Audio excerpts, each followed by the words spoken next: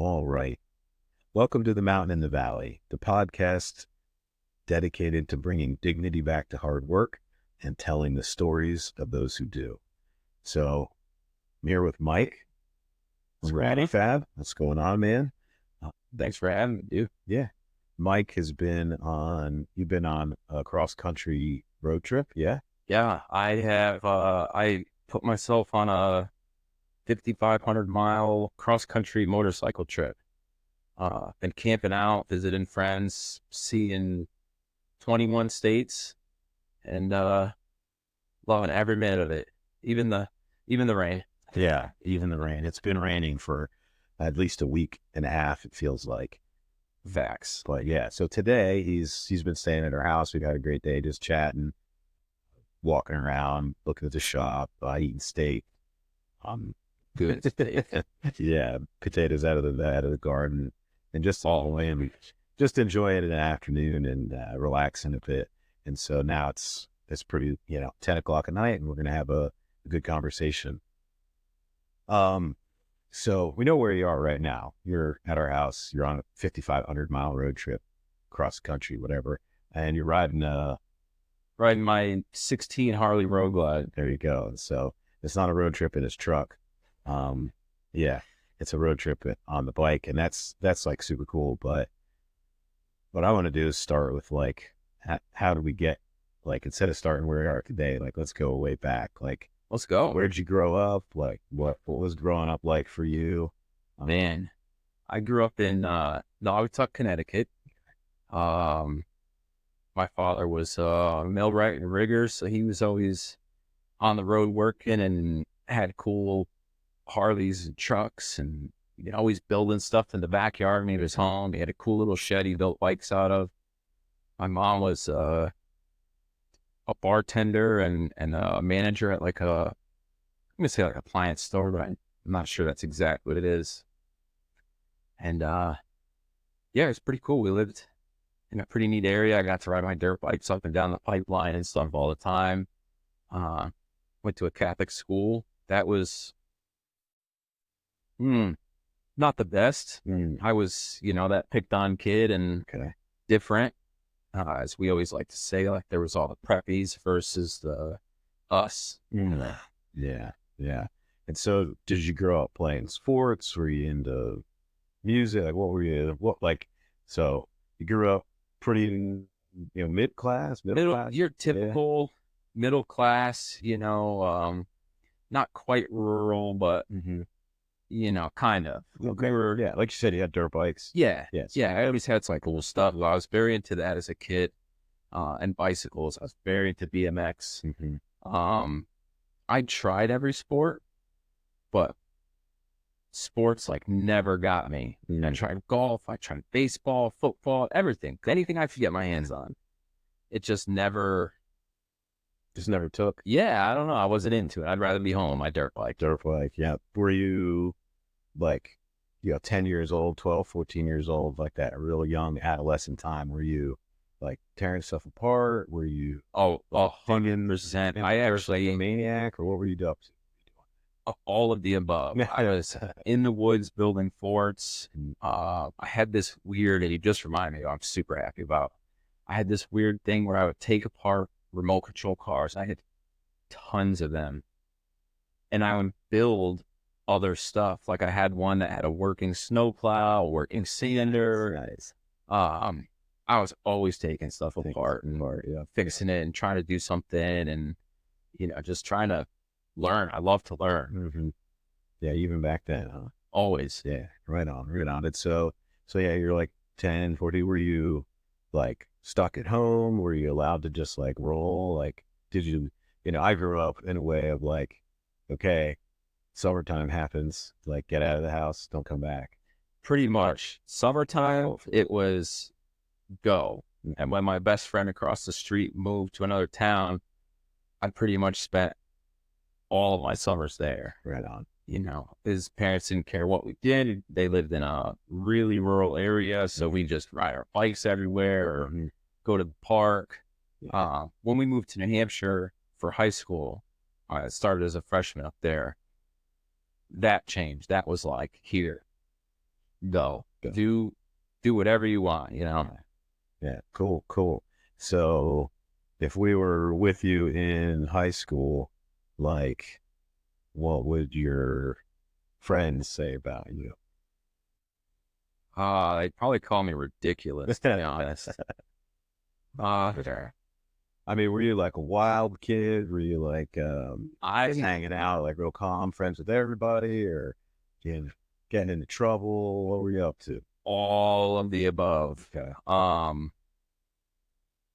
I went through every type of phase you can imagine, all the styles.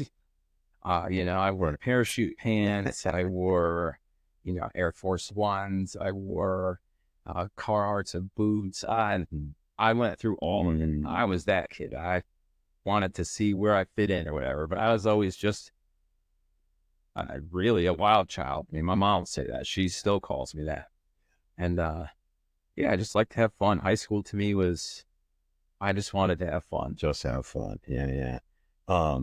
What so when you were a kid, what did you're in high school, whatever, like were you like, I want to be a firefighter when I grow up? Or did you have any thoughts on, what you were thinking about? Because you said your dad was building bikes and the millwright, like were you working with him in the summer sometimes? Like what was going on that year? I did work with him from the time I was a little kid, actually. I worked with him like on Saturdays. That was the deal. I'd always go in.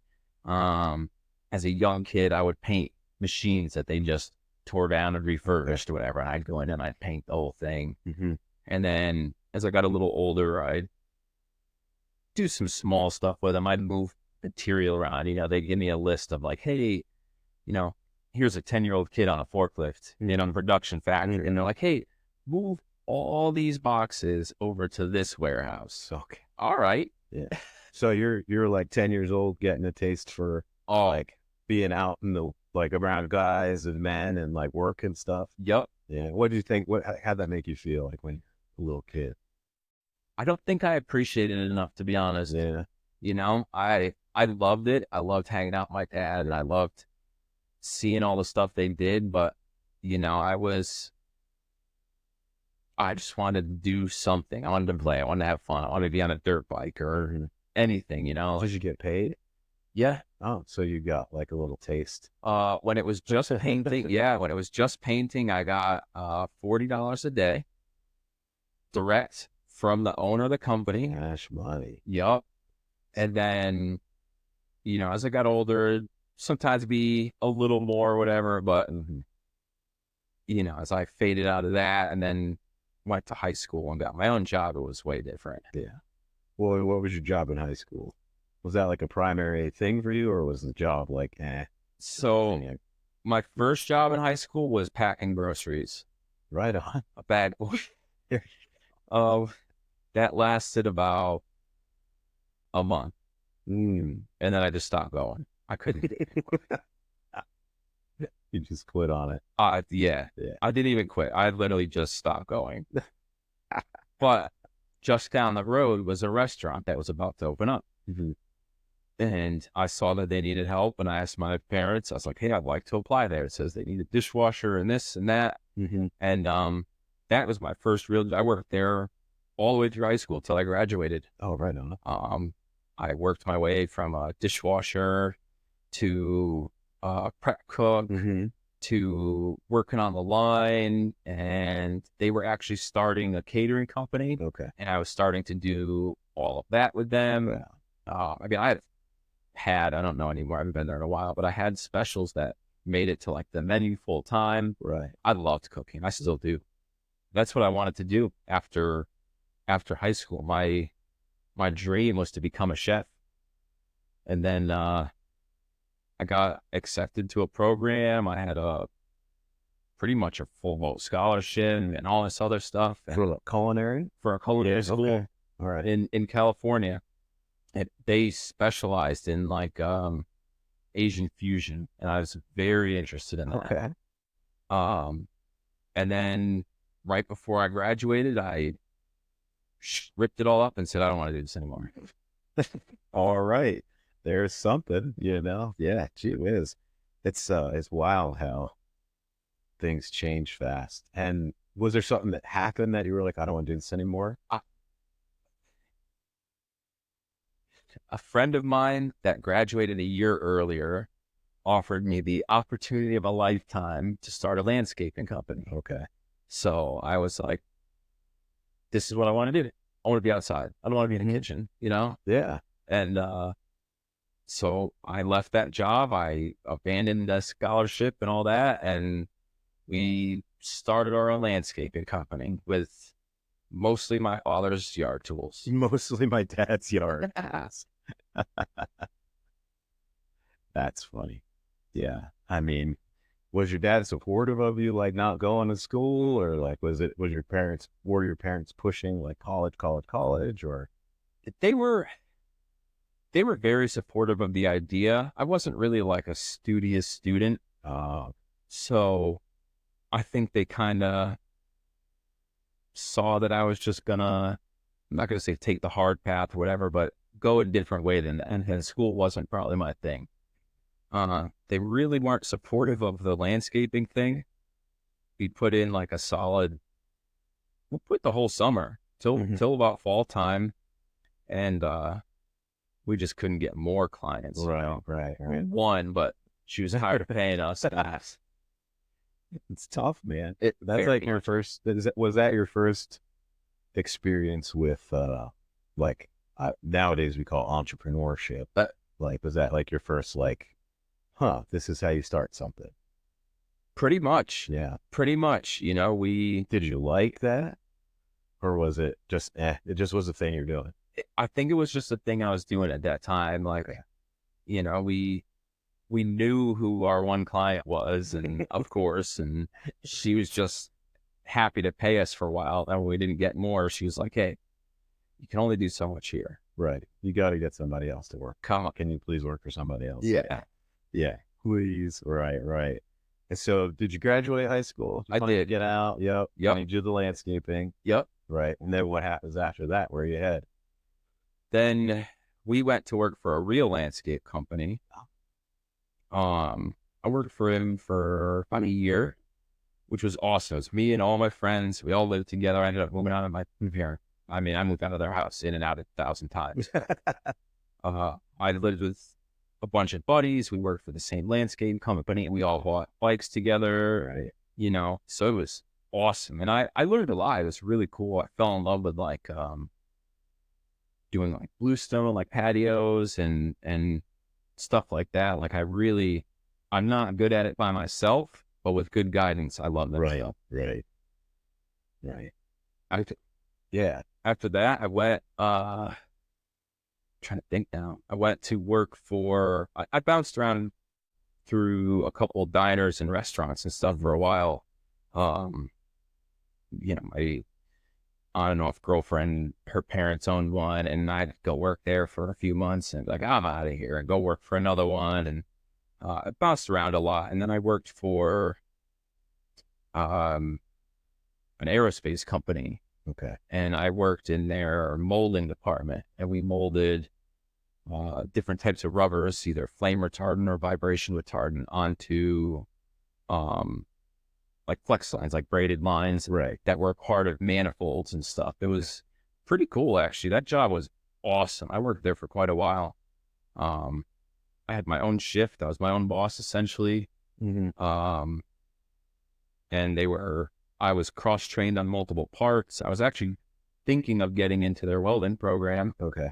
I was the only person that ran, it was called a taco braising machine. Taco was the brand. Oh, okay. Yeah. I was thinking that's a weird taco. And it was, and it was just an induction braising machine. Okay. You know, you'd set up your die and you'd set your parts on it, and you'd put your little braise rings on it and put the other piece on and all your flux, and you'd hit the button and it'd light up a minute, and then you'd see them drop down and shut it off.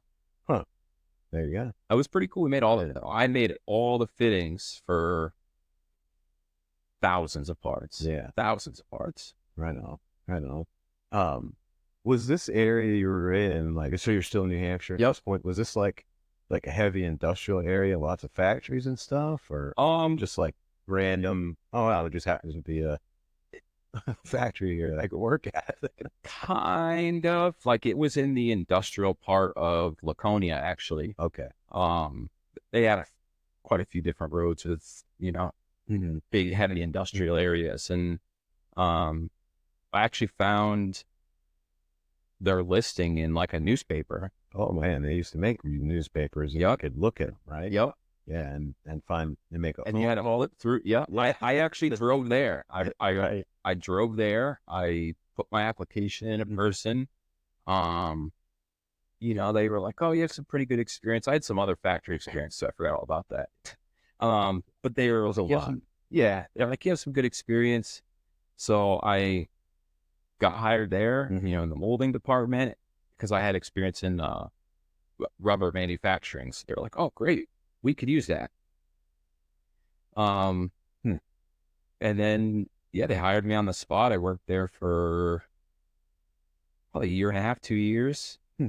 And then literally I was driving there one day to go to work, passed a recruiter's office and turned around and signed up. That was it. Really? That was What branch? Army. Army. Did what year was this? Oh, 08. Oh wait, okay. So some stuff was still going on. It was like, yeah, a war. Yep. And you were not thinking about the military before that, or was that something? My best friends did the like the Marine program where it's you like go and train with them through high school and then afterwards you're enlisted. The late entry. Yeah. And I used to go and do like some of that with them. I know they were trying to recruit me, but I just thought it was fun to like do the exercises or the challenges they were doing that day. But I used to say, because I had grandfather and all that were military, and I was like, man, that's not for me. I'm not sure. I'll never do that. I'll never do that. And then quite literally, I was just driving past the recruiter's office and said, I think I'm going to do that. Right. Huh. That's so interesting. Most people don't. Most people have like a. I think most people I talk to anyway, they have a. Well, I didn't have anywhere else to go, or I had to do, or I was in trouble, or I wanted to serve. I had to serve or something. I think some of like that definitely had an influence. I felt like I was going nowhere. I felt like I was, a townie or whatever. And I was a party animal. So in a sense, I also wanted to like get away from that, like if I get away from these people and all that, I won't do that anymore. Right.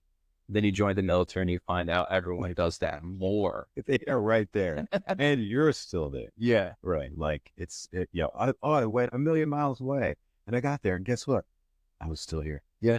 It was everywhere I go, I'm still there, and every problem I had before, I'm still that problem. Yep. And so yeah. So you joined up. How long did it take you to go for? Were they just like, dude, hop aboard, or were they like, bro, you got to do some work, man? I like keeping you out, or just who cares? Get you in. You need a body. I literally went in, told them what job I wanted.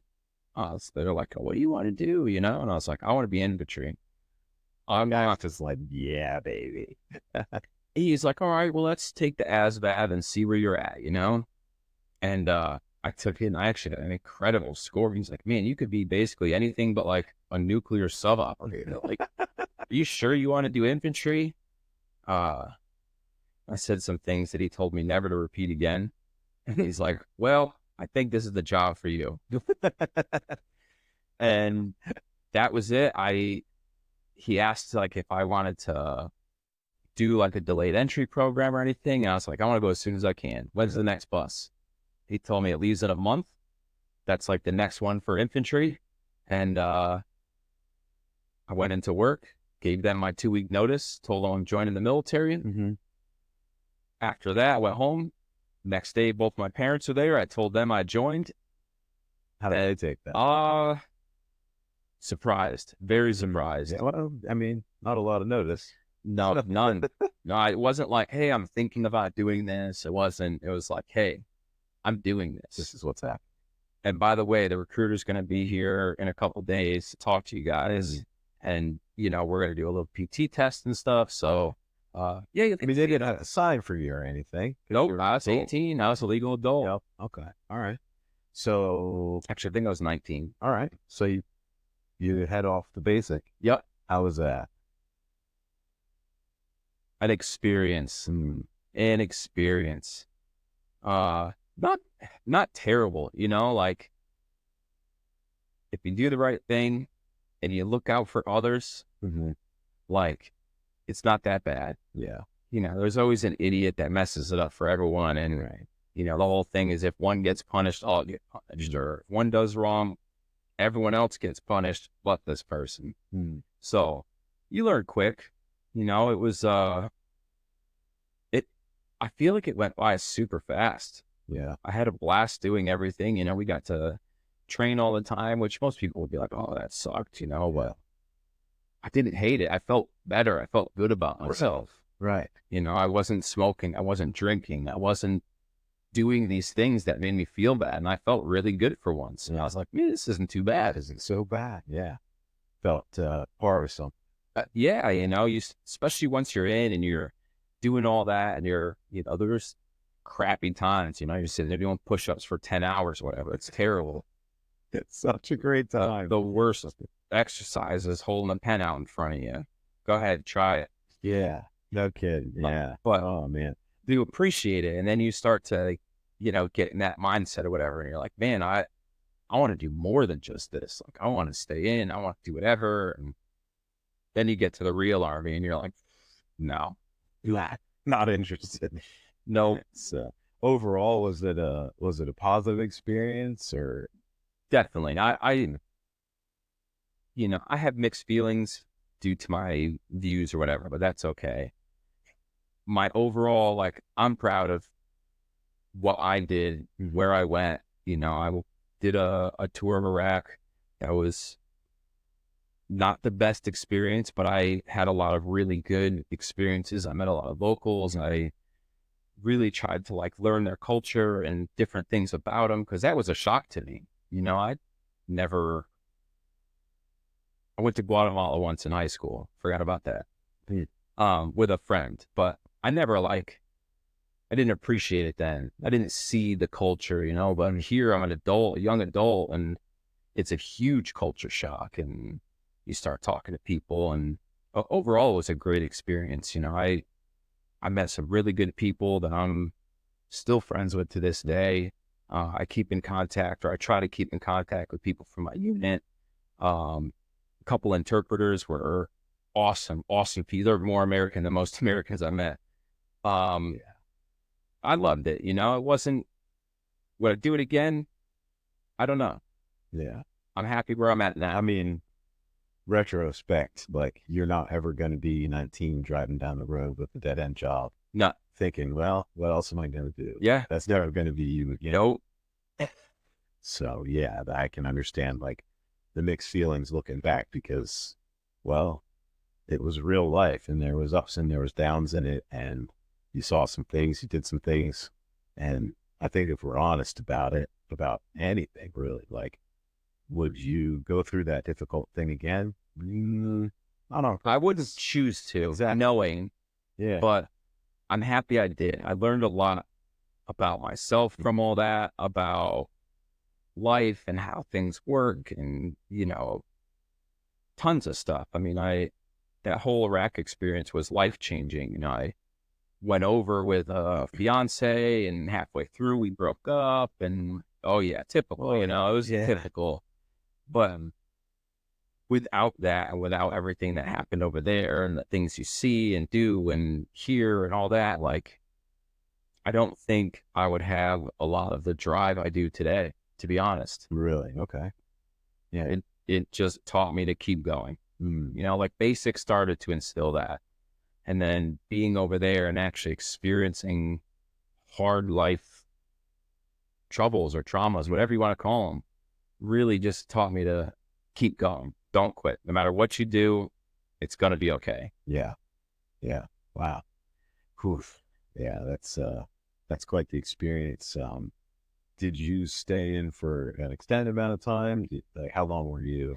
No, I did my first term and got out. That was enough for me. No. Yeah. I tried to switch units, but that time it was literally the big Obama cutbacks. And like there was just people weren't allowed to move around or enlist into a different, I thought about maybe going Air Force or Marines or something else. And that was just like stopped. Yeah. Units were being closed down. People were being just not kicked out. I mean, kicked out, but like let go. Like, hey, we don't need you. You're in abundance. Goodbye. Right. No. Yeah. There's no extra stuff going on. The We're counting bullets and making sure everybody's going home. 100%. Oh man. So you get out. Yep. How old are you when you get out? I was 22, 23 when I got out. I just turned 23. Okay. How you land? I was stationed in Fort Lewis, so basically Seattle, Tacoma area. I stayed there. I had a girlfriend. I stayed out there for a year.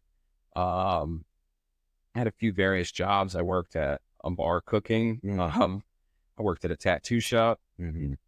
What was sorry to interrupt, but was the restaurant experience, is that just like a thing that it's like, oh, I can always fall back on, like you can always get a job in a restaurant kind of a deal, or was that something you wanted to be doing? 100%. That was like, hey, I have the most experience in this. I know I could do this. And I mean, I always enjoy cooking. Like I still do. I've thought about opening my own place now, but it's something I was very good at. I had actually, just before I got that, applied to be a chef at a nursing home because they were looking, but they, had a very bureaucratic system, and it was you had to do like 12 interviews, and it could be months apart. It was a crazy setup. Yeah, the whole time you're starving to death because you just actually need to go to work. Right. So I found a bar that needed a cook, and I was like, hey, you're right. What hours can you work? All of them. Yeah. You're make yourself available. Yep. Yeah. And I've found just in general in life, like whatever work ethic you bring to something you like to do, if you can bring that to whatever you are doing, like you can go for like, hey, yeah, we just need a guy a couple hours a week here. By the time you're done, you're full time. Like you start out as well. We just need a guy. Like I had started out at a restaurant once, just washing dishes. Yep. I worked at a little restaurant. I was actually working at a sawmill at night, and this restaurant was only open for lunch. That's awesome. I would work all night at a sawmill, drive back to my little, where I was staying, which was like walking distance to this little restaurant. And I would wash up, clean up myself, take a shower or whatever, change my clothes, walk next door down the block to this restaurant, start washing dishes. And by the time I was done, like I was like a head waiter, I was doing some prep cook stuff, and it was I just did it for like 6 months just to make a bunch of extra money. Yep. It was actually right before I was getting married. So I needed to make, and I made enough to be married, but yeah, it was so cool. Or never will. Never. But yeah, that you just apply the same ethic that you learned to whatever it is you have at hand, and it'll get you through, right? And it, especially at that time, like when I got out of the military, I lived with a buddy for a little bit. Probably, it seemed longer than it was. It was probably only like 2-3 months.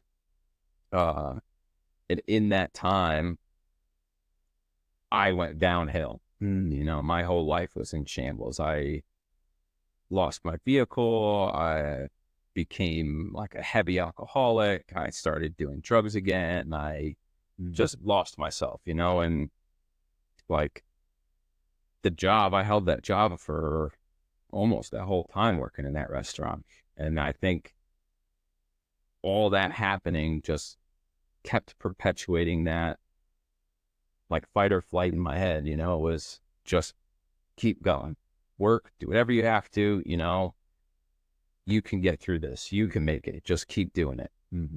Yeah. You mentioned some drugs and alcohol. Like, was that like a social, heavy social, or was that like, this is a destructive thing in my life? It was destructive. I was very self-destructive with it. There was never enough. I was never scared of anything. Yeah, people would put something out and be like, let's go. Mhm. You know, for me, a lot of it was like ecstasy and alcohol and then mixing and then other stuff coming out with all that. Sure. But I did it all very socially. You know, I had a group of friends. I mean, we just partied all the time. My girlfriend, me and her, we did all this stuff together all the time, but it was very self-destructive behavior. Yeah. Yeah. Okay. Right on. Right on. And so, like, you're headed down a pretty destructive way, you know, and not to say that restaurants are not a good place to work, but like it is a sort of a not a lot of upward mobility in that. You know, I know what you do now, and I know what you've been doing for a while, and I'm like, you have some serious skills, but that doesn't seem like No, doesn't seem like it works together. Like, so how did you transition from kind of headed down a pretty destructive path, like you said, working at a restaurant, which there's nothing wrong with that. Like I worked at a restaurant, it's great. My wife has worked at restaurants most of her life. I really love the restaurant industry, but like that's not what you're built for, no. you know. And I would imagine you knew that on some level, but like, so how did that transition happen? You're in Washington, like that's right across the country, like. Yep. So I worked at the restaurant for probably like 6 months, you know, continuing this spiral. Mhm. I was couch surfing. I was living out of cars.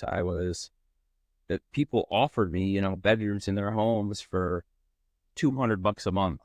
And my priorities weren't that. And I could never, you know, I was slipping. I got let go from the restaurant because uh, I called out to go to a 3-day concert. Okay. Um, Continued working at the tattoo shop for a little bit until, because of my behaviors Mhm. and things I was doing, I was living with the tattoo artist for a little bit, and he's like, "Get out, gotta go." And Wow. if he ever sees this, I love you for that. Yeah. Best thing you ever did. Hmm. Hmm. I was in and out of places. I tried getting all these different jobs for a couple months. I worked at an eyeglass factory. Um, I had to take 4 different buses to get there. I had to leave my house at 3:30 in the morning Oh, just to get there for 8 o'clock. gee whiz. I I mean, that's what happens if you don't have a driver's license. right, and It's like such a struggle, like a hurdle. Like, and it just, man, yeah, that I goes right walked down. everywhere out there. I had vehicles. I would drive them. I'd get busted with no license. I'd go to jail. They'd take my car. Mm-hmm. I'd save up another $500, and I'd buy another little turd, and it just kept perpetuating, you know. Yeah. Yeah. Yeah. And then one day, I called my parents. Actually, I texted them. I was always scared to call them. It was a weird thing. I had this fear of hearing their voice. Mm. Um, Maybe it'd wake you up. I, I feared they'd be disappointed that that's what I would hear. And I called them and I was like, "Hey, I need money.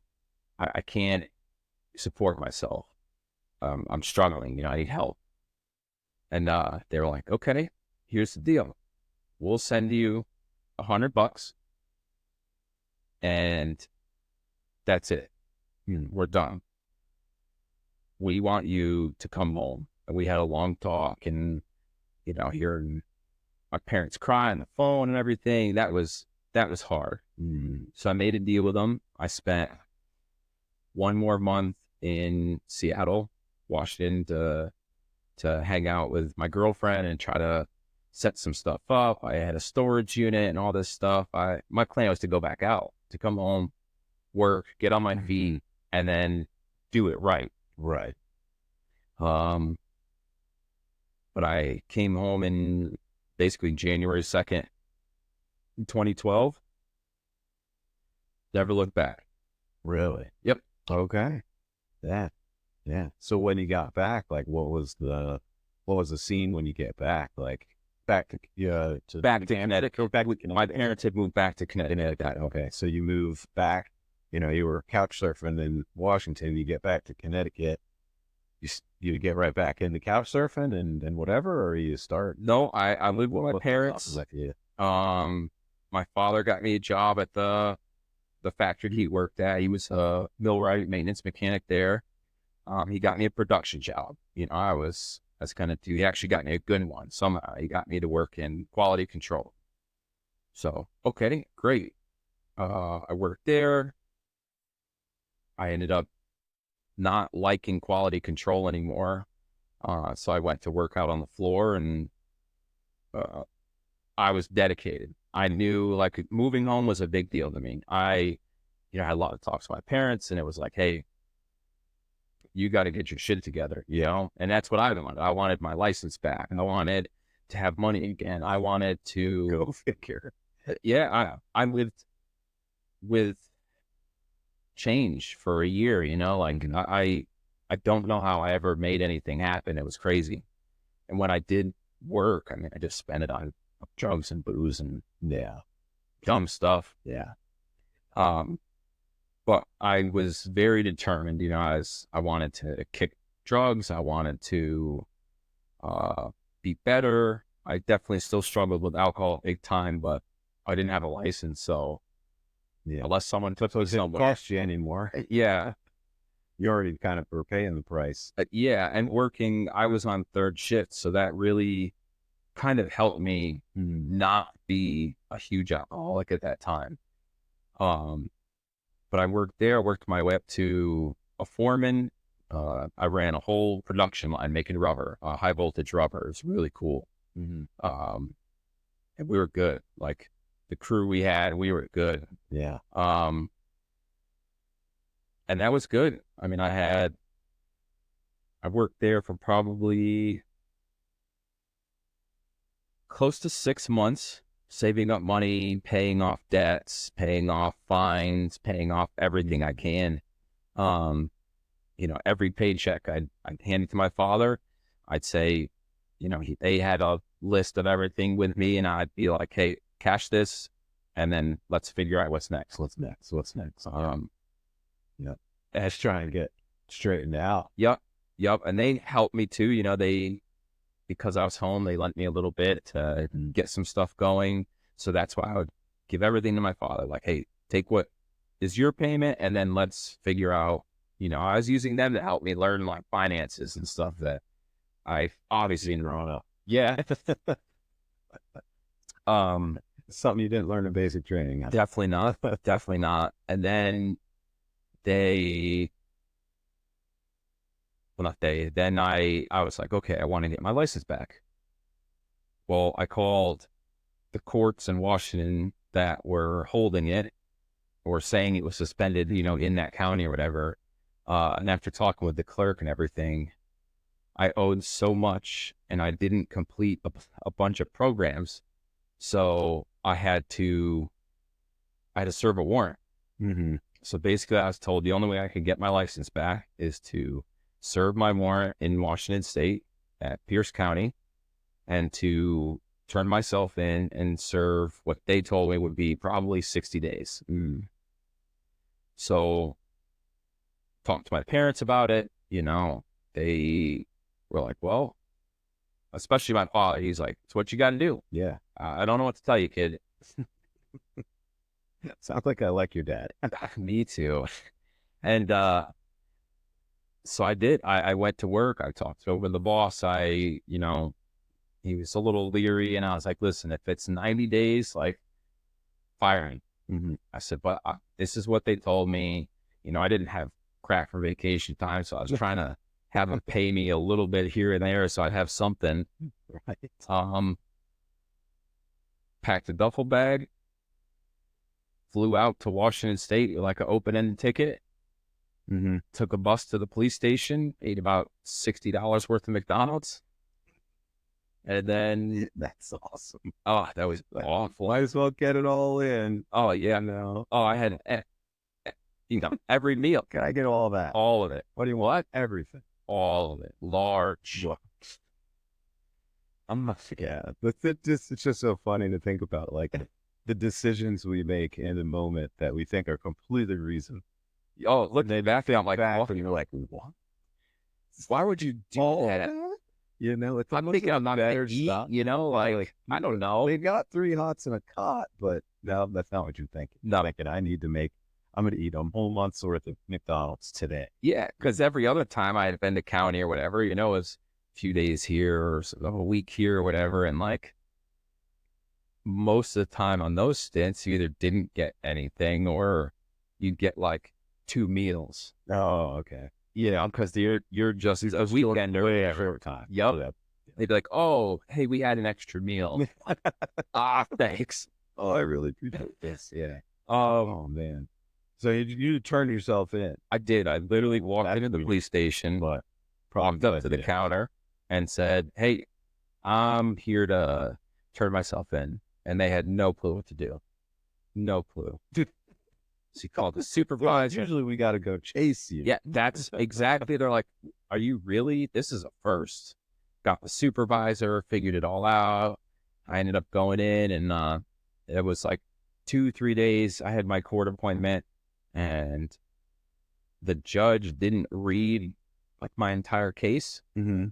He just read the first page. So my attorney like muted everything. Was like, just let me take care of this.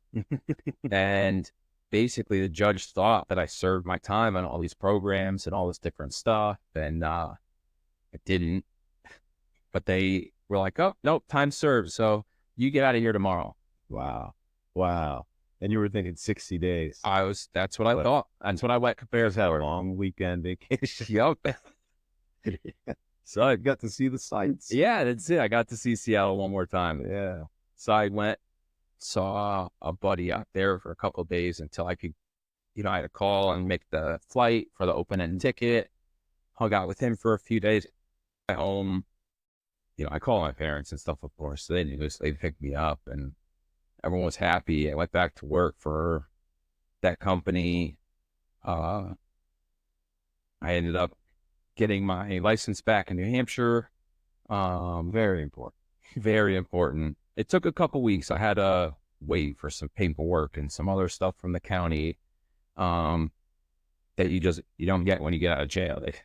They got to draw it up. Mm-hmm. And then, I worked in that factory for a while. I started getting into like building cars, and I had a Harley that I was very into at that time. Working 80, 100 hours a week at this factory. I was third shift. They'd call me and be like, hey, you want to come in early? Sure. Hey, you want to stay late today? We're missing a guy in first shift. Yeah, not a problem. No problem. I put in more hours than most anyone in that factory, just going. Yeah. And I was really trying to get into maintenance with my father, but the plant manager didn't really like my father because as you can kind of figure out, my father doesn't put up with shit. So yeah, just tells it like it is. 100% what it is. Yeah. And his big thing was family can't work together. Okay. Yeah. I mean, I don't agree, but I get it. Yeah. It's like, oh man, that's a weak excuse. That's for sure. Yep. And then that ended up being the only job I've been truly like fired from. I ended up being sick, called out for a couple of days. I was like awful sick, flu or whatever it was. I don't remember. It was nasty. Tried to ask for my sick time, and the plant manager basically told me, sorry, buddy. Yeah, sorry, kid. Not happening. He told me I worked too many hours to get paid sick time. Yeah. Cool. Thanks, pal. Yeah. I tried to make a deal with him. I was like, well, I'll work 32 hours next week and just put in, those 8 hours. Yeah. Oh, no, can't do that. Then what are we going to do your other 8 hours? Oh. I ended up storming out of his office because he was kind of rude. He's a very rude person, and he thinks he's better than everyone else and talks down on everyone. So I ended up storming out, slamming his door, hopping on my bike and taking off. That night I came into work and my time card was no longer there. And I had been there. I know what that means. I had been there at that point 2 years. And I knew what that meant. Yeah. Yeah, I knew. Yeah. So I went, I said my goodbyes. I talked to the supervisor and it's like, oh man, I'm sorry. I don't know what happened. I'm like, yeah, all right. And they were like, oh, we'll have a meeting in the morning. You have to be here in the morning. So I get there and it seems like a weird thing because everyone is sitting around this table. And they're like, oh, you have to turn this in, blah, blah, blah, this, that, whatever. And then they're like, oh, you have to sign this letter. It's like, what do you mean to sign this letter? This is your letter of resignation. So, well, I'm not resigning. You're firing me. Yeah. You're resigning. I didn't sign it, of course. Yeah. Smart. And I told them where they can shove that all. And they told me I'd never get unemployment. And I actually ended up getting unemployment for double the time because they made a lot of boo-boos and somehow the unemployment people are like, nah, you know what?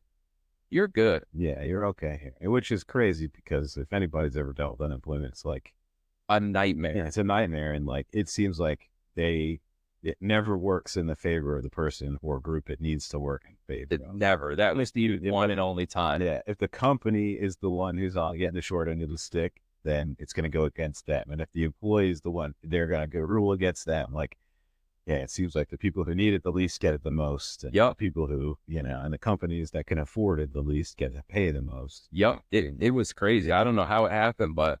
Yeah. Well, that's a good thing. That's a good thing. I know you weld.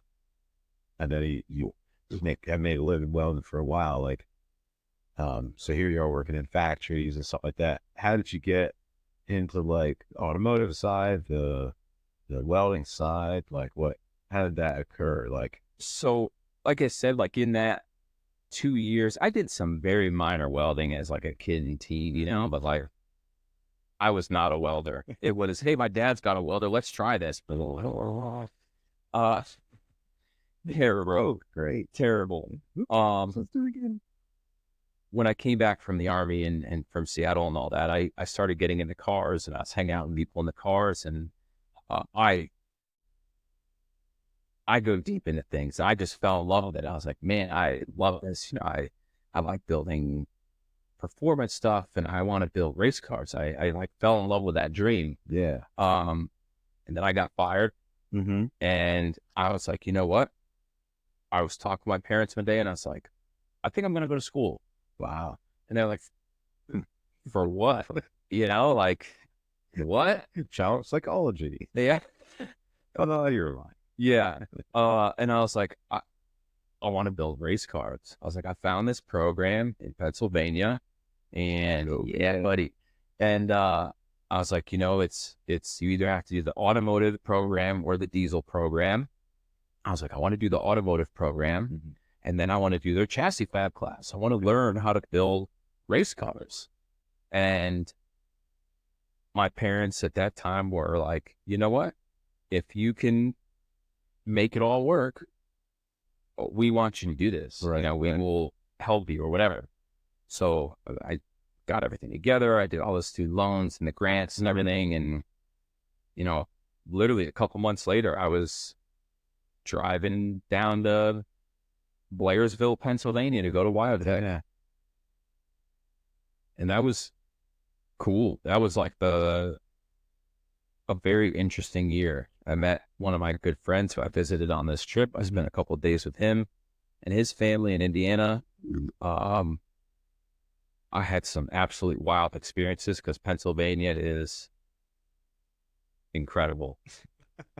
Yeah, terrible. Don't move here. Yeah. All you. No, definitely don't. Definitely, please don't ruin it. The weather's off. Yeah, it's a blizzard right now. Yeah. But I did that. I was so passionate about it. And I mean, and as you heard, like high school, I did not care. Right. I graduated high school with a 1.3 GPA. That's abysmal. Can't actually graduate with that. That's abysmal. They just wanted you gone. They did. Yeah. They They're like, really it's did. time for you to go, sir. And we don't want you coming back. Yup. Yeah. And, Oh man. and then I got to Wyotech, and I was 4.0 GPA my entire time. I was a student mentor. I was like part of like the student council type deal. Mm-hmm. I was president's list. I was National Technical Honor Society. Like Wow. I Yeah. put everything into it. And that was just like the automotive part to start. Then I got to the chassis fab, and it was like that spark. It was like, I want to do this in some way. This is what I want to do. And I soaked it in. I took every lesson that they gave us, and I did it twice, 3 times, whatever it took me. You know, kids were, you had to take tests or do exam type things every day. Mm-hmm. You know, you had this book that you had to fill out of different stuff. And it'd be like, do a fillet weld with these plates. Okay. Well, most people would do like 3 fillet welds, take it to the teacher, and maybe they'd pass some, or they'd tell them to go, hey, you got to try again. Yeah, it's bad. I would sit there. I still have all these coupons. That's awesome. I would sit there all day and do that one weld until I felt it was like, hey, this kind of looks like my teacher's. I want to take this one to him. And I would take that to him, and oh, yeah, you passed. Why didn't you bring me your book earlier? Like, we walk by, we see you, your table's full of them. Like, you're good. It's wanted to make sure, And I took that class with everything about it, everything that had to do, like, it talked about suspension, it talked about chassis building, it talked about traction and how that actually applies to cars, and how to actually make it in drag racing or in, a road course type racing or different stuff. Like, it's such a different recipe for everything. And I love that. I aced everything I ever took in there, and I just never stopped. I still have all the books. I still have all my workbooks. Nice. Everything. I look at them all the time. Yeah. Yeah. Did you have, were there like people you looked up to, mentors there, or? A couple of teachers throughout the whole course. One, I can't remember his name to save my life, and I feel bad. He was just like a genuine person. He was him. He was kind of, not gonna say rough around the edges, but he said it like it was. And he probably wasn't the best suit for a teacher in that situation, but his experience, he had an automotive shop that he owned for 25 years, and he had this that he owned for so long, and he was just a cool dude. And we weren't supposed to hang out with teachers, but he would invite us out all the time to things he was doing, like, hey, I'm having a game dinner, or hey, this bar's having this, or hey, this is having this. And me and my roommate and a couple of people who he like trusted and loved, we would go out and hang out with him, and usually get tore up, but he was just a good guy, and like, would talk to you and have a conversation. He actually cared about you guys. Yeah. Then in the chassis class, there was, we call him Dan the Man. He was a lifetime welder. He was a pipeliner for his entire like 20s and 30s. He did aerospace. He's done everything. That man has done every type of welding you can imagine. He's had shops. He's done huge assemblies. He's done structural. He's done gas, water, everything. He was just, we had the joke that on the 7th day, Dan struck an arc. And it was good. Yeah. And let there be light, and right. Yeah, sounds like he was just a solid guy, and he was someone that like cared about the trade, not just about the school, not about passing stuff. He cared about the trade. And, there was, I'd say probably less than a handful of students in that class where he would actually like pull you aside and talk with you and like talk about your strengths. Like, I remember several times, and on graduation day especially, that was when he gave me like a big lecture. He's like, listen, you're a welder, just keep welding. He's like, it doesn't matter what you weld, or how you weld it. He said, you are a welder, just keep welding. There you go. And that was like, that stuck with me. You know, I love welding. I love all types of welding. I think it's fascinating. Yeah. Yeah. It's a wild trade. It's It could take you everywhere and anywhere and nowhere all at the same time. And it's like mad. Like I always laugh when I go out onto a job site and like people that do really amazing stuff. You know, bridge crew guys, crane operators, electricians, like, but we fire up our welders and we get doing something that we just do all the time and they'll stop. Yeah. It's not like we're doing something so great. It's just like, that's what you're doing. What you're doing as a welder is so out of the ordinary to their normal day that they're like, huh. And they can't, like people, even people who know about welding or have welded, like they know, gosh, I'm not doing what that guy's doing. Yeah. You know, and it is. It's like the magic metal melting man here, and we're not sure what to do. Like, don't get him mad. Yeah. But, you know, He might zap you. yeah, you might, yeah. But it's just this thing. Like, it's almost unnatural to like. The process is almost unnatural. It's not like wood. Like, it doesn't make sense. Like, how are we doing this? Yeah. But as for you know, from the welder perspective, this is the most normal kind of exciting, great thing that you can do. This is fun. Like, Yeah. Like I'm so interesting. what do you know? Just staring at a light all day. Like, Yeah.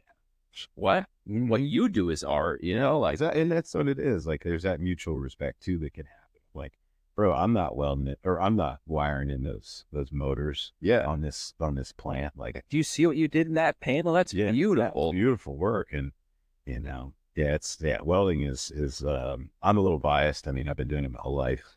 My whole life.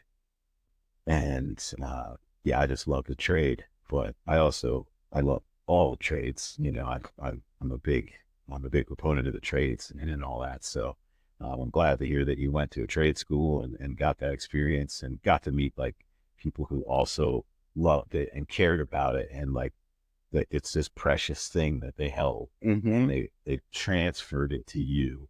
They said, here's my precious. Yeah. And like, here, you get a little piece of it. Got 'em. Yeah, exactly. I mean, it sounds funny, and so many people are in the trades because it's like the last line of defense. It's like the thing that, well, I couldn't go here and I didn't go to college, and well, I'm just a guy who runs a paver. Like, no, man, we're doing the hard, dangerous, and most important things to keep everything that you want running. Yeah, we are producers, not consumers. Exactly. And it's a shame. It's oftentimes like I'm sad because people doing this awesome work on the daily, running, you know, like I work in a lot of quarries, and I get to see a side of the world that probably less than 5% of humans ever get to see. And I look at these guys who are running these pits and running equipment in these quarries, and they're blasting off the whole side of a mountain over the course of 20 years, you know? And they're just like, oh, I just run a loader. It's like, no, man, you're part of something really important and really big. We've done such a poor job of communicating that to people in the trade. Yeah, it's like what you do matters. I feel like you're right. Like a lot of people, and I don't know how to say this, that have just the daily jobs and the trades and all the different spots where they don't think they're special, whatever. Like they don't have that pride. But like you said, like, look at your job. You're scooping millions of tons of gravel into machines every day that turn it into what we pave with, or all these different things. And it's like, without you, that wouldn't happen. You know, love that. Yeah. You probably make decent money. Yep. Be proud of it. You probably have good benefits, or, you know, work decent hours. You know, not always. Sometimes the trades are very grueling with that, but you know, if you have a good family, whatever, they understand. But you know, take pride in that. Take pride in your job. Yeah. Yeah. Take pride in your job. Like, and I mean, I'm not always the best example of this, but like, put your boots on every morning, you know, put on a clean pair of pants and a clean shirt, like show up, to keep your area clean, like vacuum out your loader if you run a loader, make sure your tools are clean before you put them away. Like all those little things, it adds up over time and over the years. And it reflects that you care about the job and that the job is actually important. Mm-hmm. And again, like our culture, our world, our country, our schools, families have done a very bad job and a disservice to people, essentially telling them that the things that you do are not valuable. And by default, that means you're not. Mm. That's very true and very deep. That is, I'd say a cancer in humans Mm-hmm. is that, they have stripped the value from hard work Mm-hmm. and, uh, made people that do hard work, no matter what it is, there's hundreds of trades that are, people just don't talk about them or anything because they think they're gross or they're dirty or this or that. Mm-hmm. But like, without these people, our lives as we know it wouldn't exist. Yeah. We wouldn't live these comfortable lives and be able to do all these things. And, you're right, that value is just diminished in society. Yeah. It's 100% diminished. And it's such a deep problem. And now we're reaping the rewards or the punishments of generations of saying, like, listen, if you really want to be something, you have to do it this specific way. Go to college, get a nice job. And there's nothing wrong with that. In fact, I would say, and I've told lots of kids, students, this as I talk at schools or whatever, if you want to be a lawyer, a good lawyer, you know what you have to do? Work hard. You have to treat that like it's a job. You have to go there every day. And if you want to be an exceptional lawyer, you have to work harder than everyone else. And you know what? If you want to be a landscaper, you don't even know you want to be a landscaper, you just wind up being a landscaper. And you want to be a good one, you know what you have to do? Go to work every single day and work your guts out. And if you want to be exceptional, you have to work harder than everyone else. It's the same thing. And we need... And it doesn't matter what you do. If you it doesn't matter. Apply that ethic to anything you want to be, Mm-hmm. you will be good at it. Mm-hmm. Don't diminish the value of something or think that because, like you said, if you want to be a lawyer, don't think that I'm just going to go to school and I'm going to whatever. All of a sudden, I'm going to be making $250K a year. You're not, just because that's what the title, brings in general. Mm-hmm.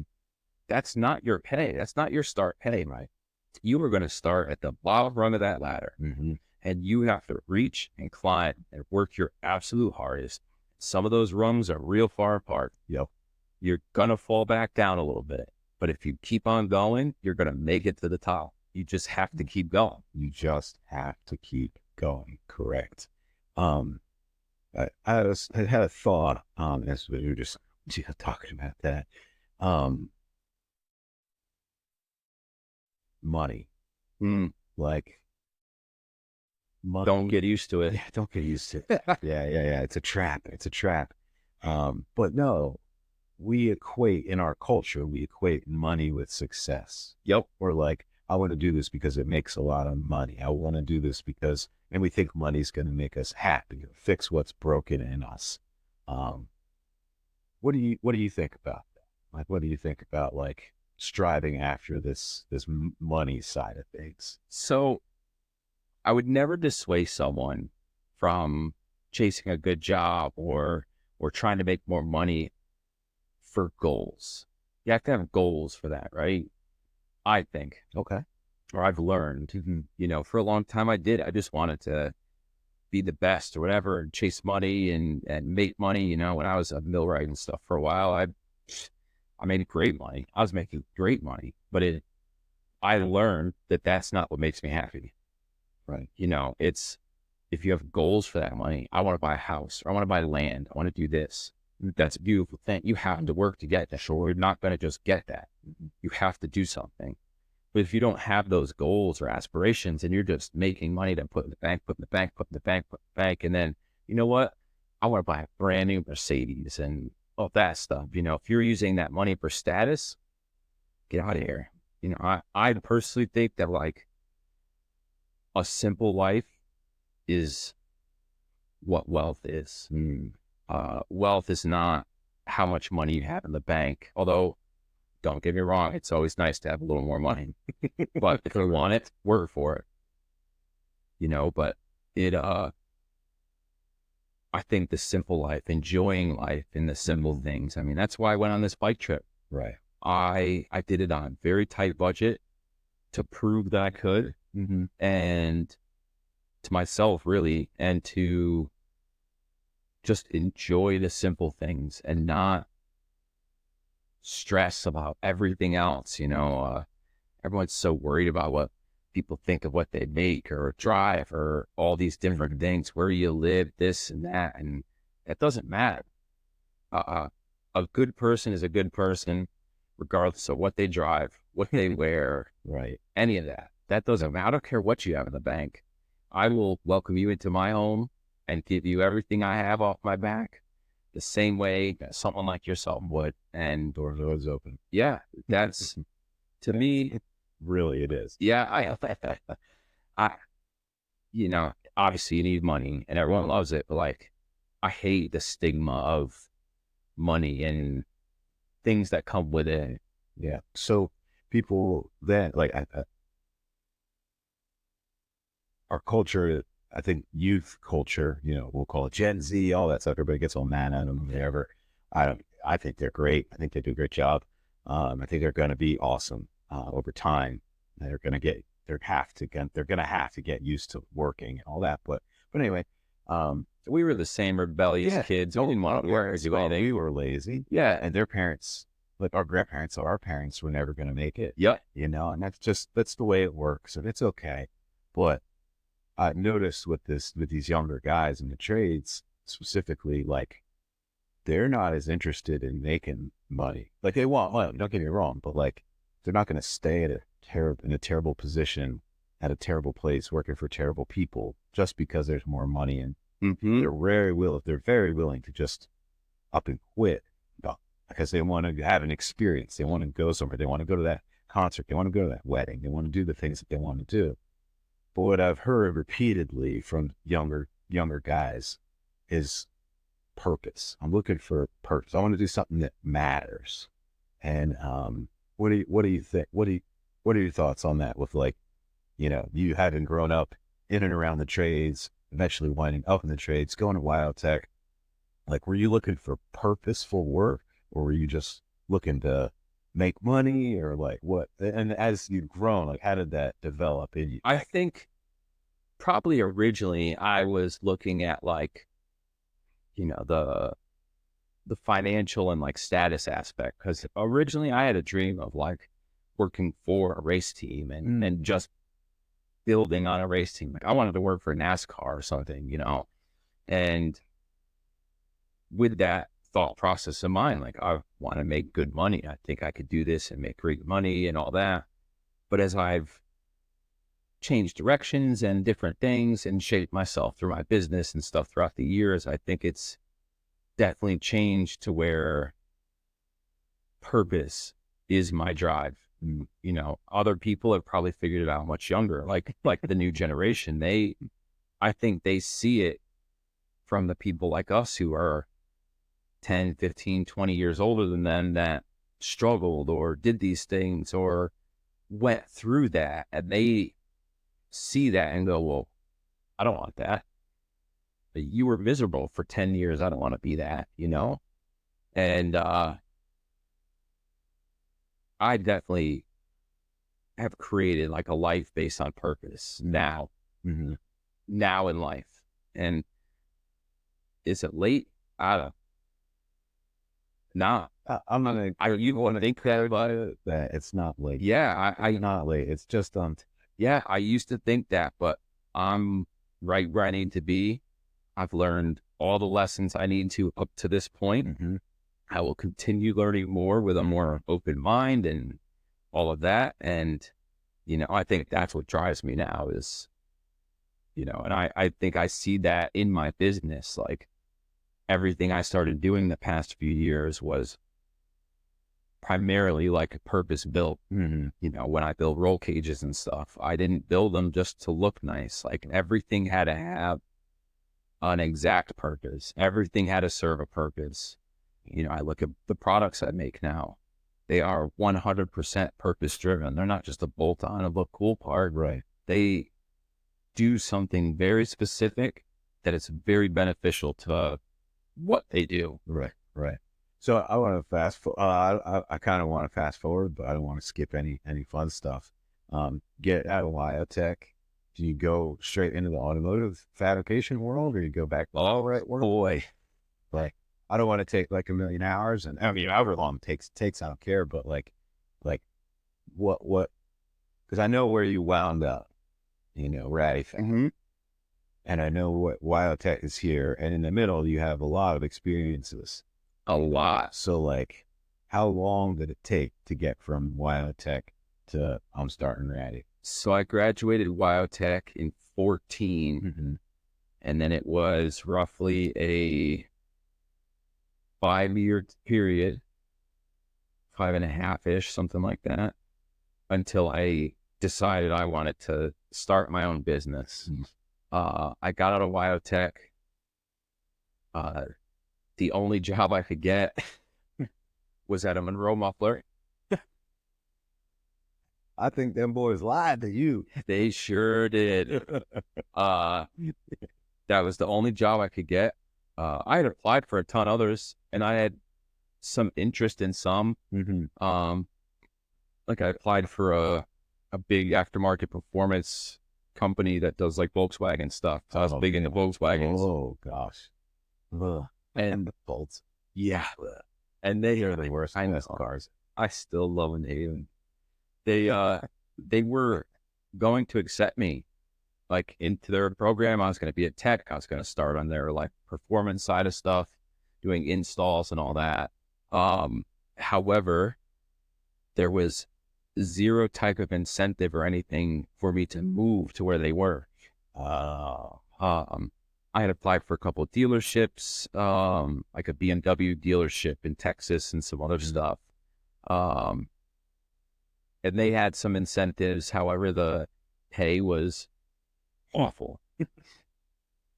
You know, sure, they were going to pay my first 3 months rent and help me find a place and stuff like that. But I won't be able to afford I can't afford the rent. yeah, it's like, this doesn't work. Right. So I did that. I worked at a Monroe Muffler for like 6 months. If you've never worked at a Monroe Muffler or hung out or spent time there, they are the absolute most shit show places you can ever be. The people that work there just have all their own toys and projects and cause mayhem. And the work there is nothing but oil changes. So it's just awful. Mm-hmm. Worked there. After that, I went and applied at a custom shop. Mm-hmm. He did custom upholstery and like hot rods and stuff like that. Right. So Yeah. I was like, this That's cool. seems like a great place. Sure.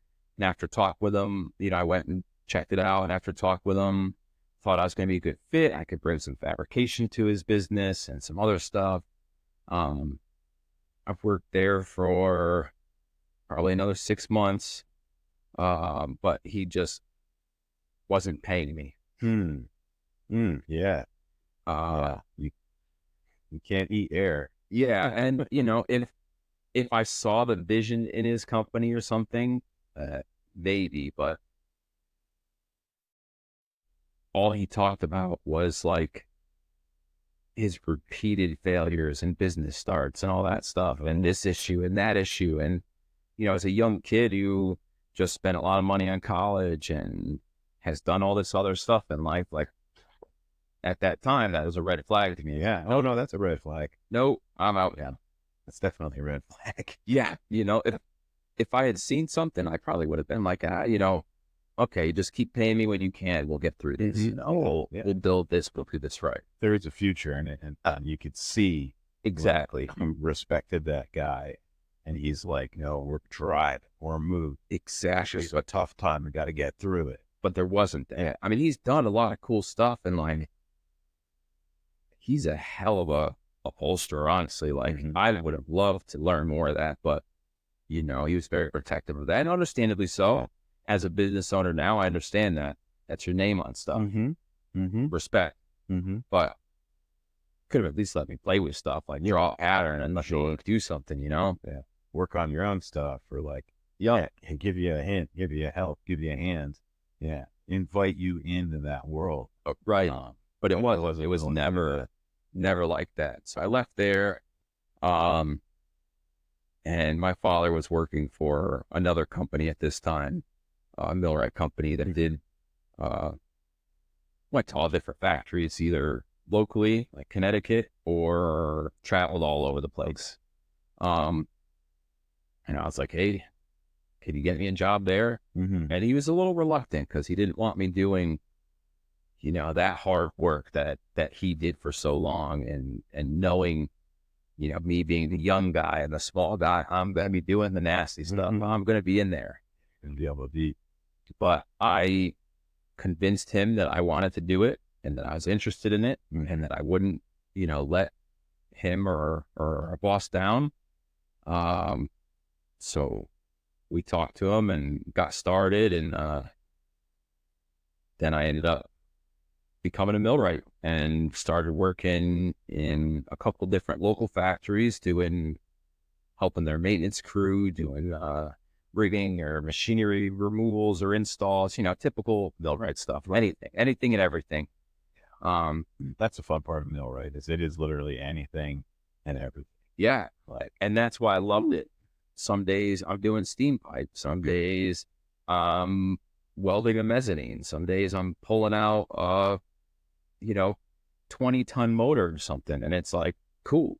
I love this stuff. Right. Let's go. You know, I'm rebuilding machines that are as big as your home. I mean, I was showing you pictures. Yes. They're huge. Yep. I love that. I still love that stuff. And in doing that, I started to, while I was there, the actual maintenance supervisor of that shop was a really cool guy. And it's like, he saw something in me. He liked me. He would, you know, if they didn't have a lot of work, he'd be like, hey, I just drew this up. Yeah, we might use this for something. Can you make this? Okay. And I'd do that a few times. And then he'd be like, hey, this crew up there has an issue.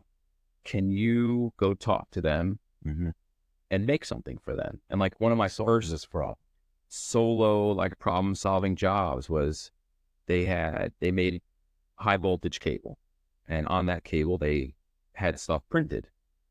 Well, that print had to be X amount of space apart, either 12 or 24 inches. And they didn't like taking the tape because they didn't think it was like accurate enough or quick enough. Okay. You know, some of the cable was pretty quick. So they had me make basically man, I'm going to have such a brain fart right now. It's all right. It's all right. It was like a jig type. Not a jig. Man, what do you check like a micrometer with? Like a, You know what I'm talking about? I do. A standard. Yeah. Yep. Wow. Yeah. It was contagious. So they wanted me to make a set of two sets of standards of each size for these two machines.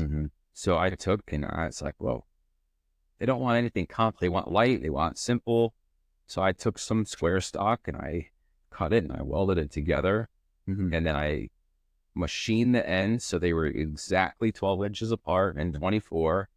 Put a little taper on them so they had a small point at the end, so they was like easy to read. And they still use them to this day. That's awesome.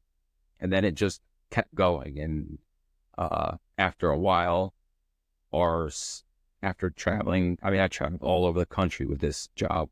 Ohio, Pennsylvania, Massachusetts, I'm trying to think of where else. All over the place. Pennsylvania. No, I said Pennsylvania. Mhm. A lot of Pennsylvania. Yeah, a lot of Yeah. it's a big state. But we traveled everywhere. I mean, Right, weekends, holidays. If there was a shutdown, we were there. right.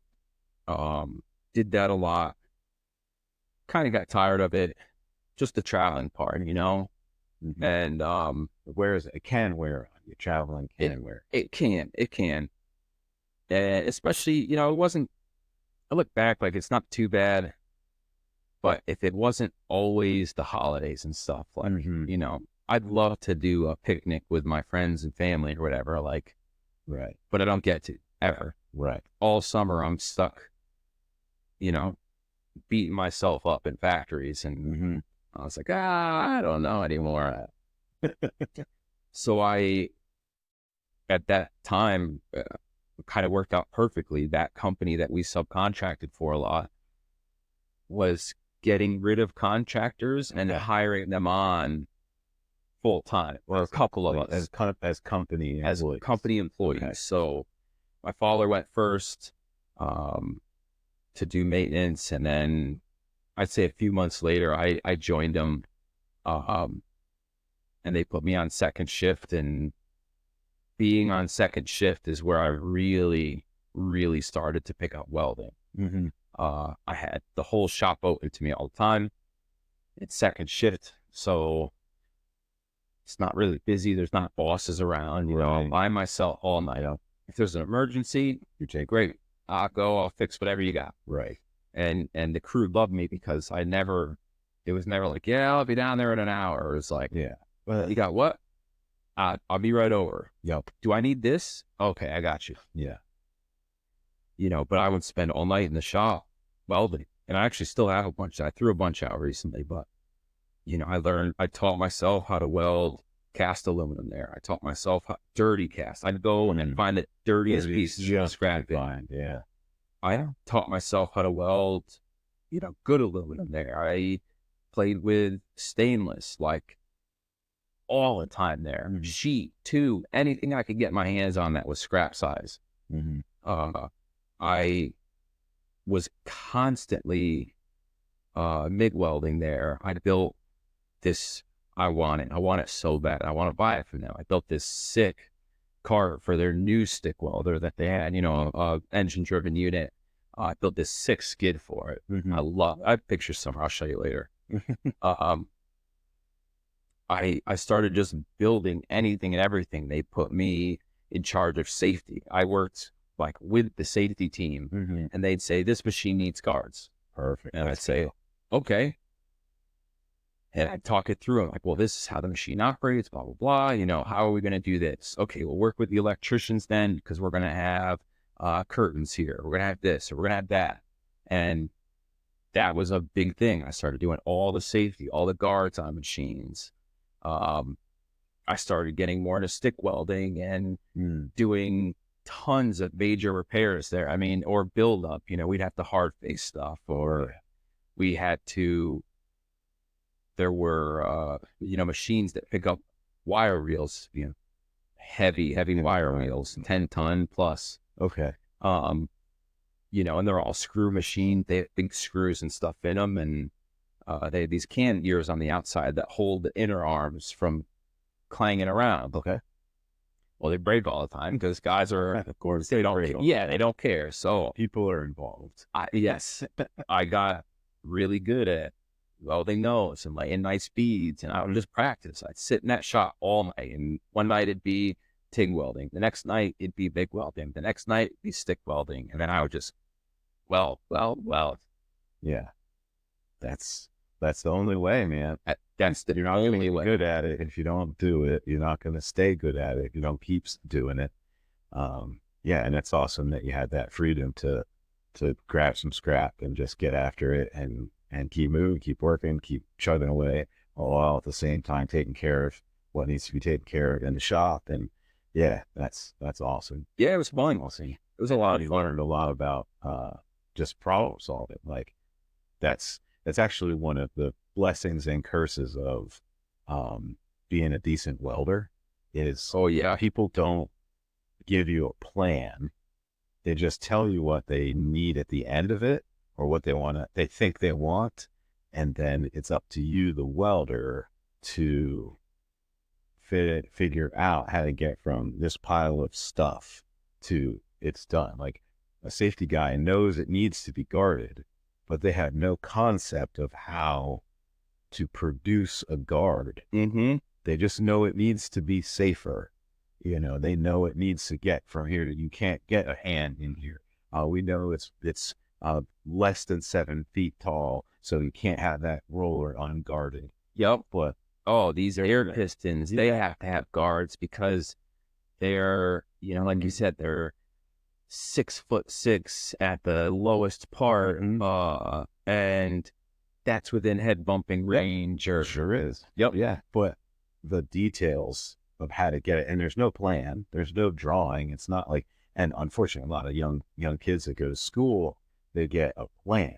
Yep. They're told this is what you do. You go from here to there. But in the real world, there is no plan.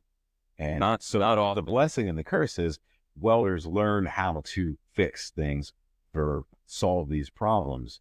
But then when someone does have a plan, they bristle against it. They're like, oh, I'll do it my way. I'll do it the way I want to do, you know, and they get this big ego. Yeah, it's a consequence of always having to fix it. And there's no room for a mistake.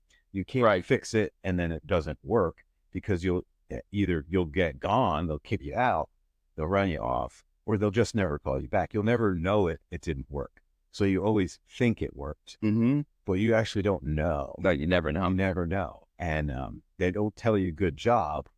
They don't tell you bad job. They just say, here's more work or get out. Yep. You know, and so these guys, you can tend to get a bad attitude and get frustrated real easy when somebody comes down and says, hey, why don't you do it this way? Or why don't you do it that way? Or, hey, what do you think about this? And they're just trying to help. They're just trying to solve a problem with you. But yeah, that's the curse, is you get mad easy. You know, and you don't want to listen to people. Yeah. I think working with my dad for so long honestly took that like out of me. Oh yeah. He beat it out of you. And not because like he was always right or whatever. We always discussed ideas, or, hey, what if we tried this? Or, hey, you know, and he would listen. And I love that about my dad. Like if I say something, sometimes he might be that frustrated guy. Come on, I just do it this way. Times this way. That's I know it'll work, and I understand why he says that, because he knows it'll work. Right. But he's always willing to listen. Like if I have an idea on how to do something, he'll look like, what if we did that, but this at the same time? Yeah. You know what? Yeah. See, two minds. We think better. Yeah. And collaboration is huge. Yeah. I think that was something that really encouraged, like, to keep an open mind, stay curious, to try to not just tunnel vision problem solve, to if there's a suggestion or something, see how that fits. How will that work? And think about the whole process, you know? Yeah. Cool. Well, I want to kind of break this up. There's a podcast that I listen to, guys from Alaska. It's called the Contracting Handbook Podcast. So Mike Chioki, I think his name is. And he always stops his interview or stops the conversation like at some random time. And he has these fast 5 questions.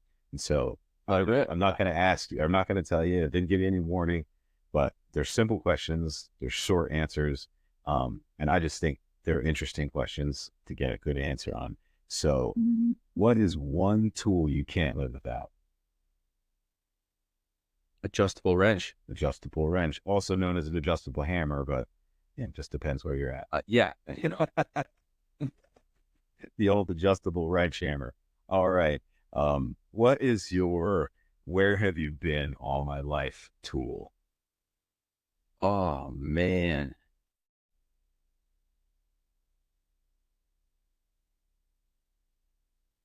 I don't even know, to be honest. Like, you didn't know it existed, and now it's here, and you're like, dang, that thing's awesome. Could have been when you were in school or something. I know. I'm trying. You know what, Riff? You know what actually changed my Yeah, what? a set of welders. Oh, The MIG wire yeah, pliers. big welder wires, welpers. Yeah, that changed my life. When I was introduced to those, I was like, what? Yeah, isn't that funny? So simple. It doesn't have to be complicated. It can be No. something simple because there's a tool built for what you need. You just didn't know it existed yet. Yeah. And in So you're school, using inferior tools. when they show you it all, they're using like real tools or, like adjustables or different wrenches. Yeah. And then all of a sudden they bust that out and you're like, And that's all at once. perfect. Yeah. And it's like got a hammer on it. Yeah, it does. Because it's manual welders and everything's a hammer. Everything's a hammer. All right. What is the most overrated tool, gear, or equipment that you see out there right now? Most overrated.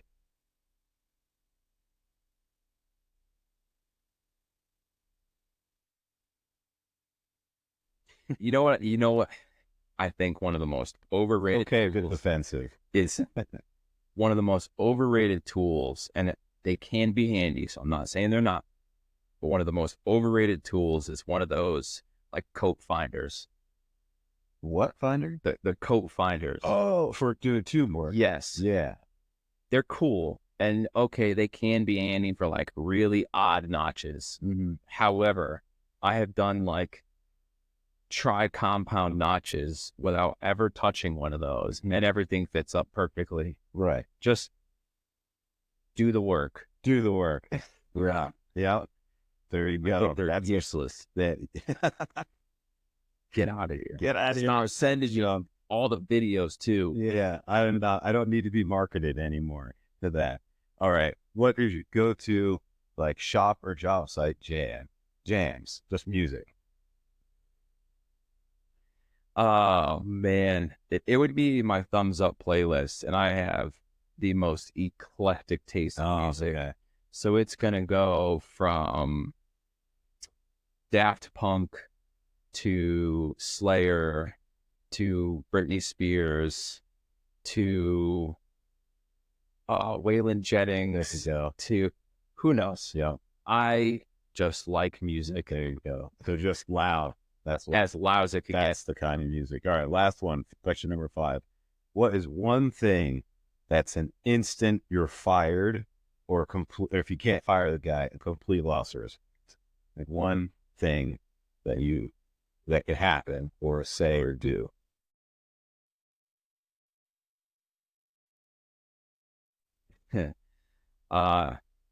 If you call stick welding arc welding, you're out of here. You are out of here. That's hilarious. That- You're just like, I get out. I can't stand that. Arc welding is a term from before any other type of welding happened. Right. And then they were like, oh, wait a minute. It's always an arc. There you go. All right. Well, thank you for playing the Fast 5 questions. I think those are just kind of funny ones that. Oh, that was awesome. That was a good little brain teaser. Yeah. Because, I mean, we all have like different things that we use on a daily basis or will never use. And everybody has like different non-negotiables when it comes to people that they deal with. Like, somebody's non-negotiable might be if you ever no call, no show. That's it. I'll never work with you again. That's just some people. Like other people are like, well, I get around that. Yeah, we'll see. Yeah, we'll see. And so it's just funny how we all kind of look at the world and kind of look at it differently. What's overrated, what we need, what we don't need. Because some people, they answer that question like, my boots. My go-to, have to have, can't live without tool is my boots. I've heard other people answer that question with my iPad. And because their job is actually much more involved with the design side of things. Yep. And they're like, I literally couldn't do my job without iPad. I would have to use pen and paper, and I can't do enough work on pen and paper get Yeah, a living made. not efficient or Efficient, right? you know, Whatever. doesn't have, you can't do all the detail or whatever. And if I asked my friend Greg about that, and he does design work for a living, he would say the thing I can't live without is my pen and paper, because that's where he starts every project. Yep. You know, and so yeah. So let's get back to what we were talking about. Yeah. You could be moving forward. So you're millwright. You're an employee of a company. You're doing that. Yep. You're solving problems. You're getting heavy into welding. So how do you decide I'm going to jump ship, leave this nice place, and go out on my own, and to do something that's a little out of the ordinary? Yeah, it actually took a little bit. So I was an employee there. I ended up having like a falling out with one of the bosses. Didn't get fired or anything. I just I have work ethic and I like to work. Mm-hmm. If you're a boss, a working boss, you should also work. I have no tolerance for someone that, you know, says, "Hey, we have a breakdown on this line. You got to get up there right now." Okay, put away everything I'm doing, grab all my tools, head up there, and he's just sitting there BSing with the operator, not even touching a tool. Hasn't even pulled the guard off to go. Nothing. Yep. Nothing. Give you a hand. And I had enough of it, so I left there. I went back to work for my old boss, did some traveling work and stuff for a while again, just temporary. I told him when I was like, "Listen, this is not going to last long." Mm-hmm. Went to work for a rigging company. That was a lot of fun, actually. I had a great time there. Went to a rigging company, worked there. That was a place where they kind of blew a bunch of smoke up my backside. The whole premise I got hired on was that they were going to help me get my CDL. And when it came down to it, they were like, "Well, you pay for everything. You do this, you do that. You can't use our truck, and we'll only help you get a B." Oh, wow. That's not very. Yeah, that's kind of like, thanks. That's a great benefit. Yeah. That's interesting because now there's such a need for CDL drivers. Like I work around a company, and they had a relationship with a local trade school. Like it's not a for-profit trade school. Yep. It's not a counting college. It's somewhere in the middle between that. They do high school and then post high school VOTEC. That's pretty cool. Yeah. So it's actually like if you're in that county, you can go to that VOTEC, but then night school, it's adults. Yep. So they do diesel, they do all this stuff. So they had a partnership to do a truck driving school there because they have a bunch of triaxles. So they were like sending people there that didn't have licenses and they're going through school. They had a deal where if you went to that school, you could get, like, they would waive the requirement of like 2 years experience, a driving experience, and come to work for them. Well, now they designed the whole course. They sent all their trucks over. They sent their trainers over. Well, now they're like, we need even more triaxle drivers, more truck drivers, more lowboy drivers, more equipment operators. They're like, they do the training at their company while you're employed now. They're like, forget going to truck driving school. We're the truck driving school. Yeah. You know, and so they'll hire you on as basically an apprentice truck driver, and then they'll put you in a truck with the driver, get you your permit, and then they'll go through the whole process with you, and they become their own school to train. That's wild. And people. So like, and it's not even like it's like free. And you know, if you go to the actual VOTEC school or the technical school, get your license. If you come work for them, you work for them for a year, or I think it's a year, 18 months, something like that, with no infractions. Like you're on time, you come to work, and you don't get ticket, they'll reimburse you for the whole school. That's awesome. Like there are so many opportunities at this point where, you know, people that run these businesses, they're desperate and they need help. And so like that experience that you had of like, well, we'll do the work. That's not how good companies operate. No. And it wasn't how they operated back then either. But it's unfortunate you had that weird experience where they're like, no, actually, never mind. Yep. You know? So I left there. because of that, really. I was like, I don't want to be here anymore. I was literally driving one of their trucks. We did a lot of work at like Pratt and Whitney. And, Okay. it's Jet motors, yeah, whatever. Jet engines. yeah. We did all that. We moved. Let me tell you, Pratt and Whitney has been and will forever be expanding and growing. Hmm. The amount of money that they invest into new machinery is unbelievable. Really? I've moved multi-billion-dollar machines in their facilities. I mean, 2-day movements to get from wherever we have to go. Wild. Wow. But I was driving home, not home, back to the shop from there one day in a shop truck. And I was like, it just kept stewing on me. And I was like, man, I'm done. I Wow. went, me and my wife had just bought a house in another town. I was tired of driving, an hour to get to this place and then this. And I was like, I'm done. Went and applied at a hydraulics place, literally a half mile from my house. Hmm. I was like, whatever. It's a half mile from home. It's a change of pace. Mm-hmm. I'd like to learn something new because I wanted to learn. I'm curious. And got a job there.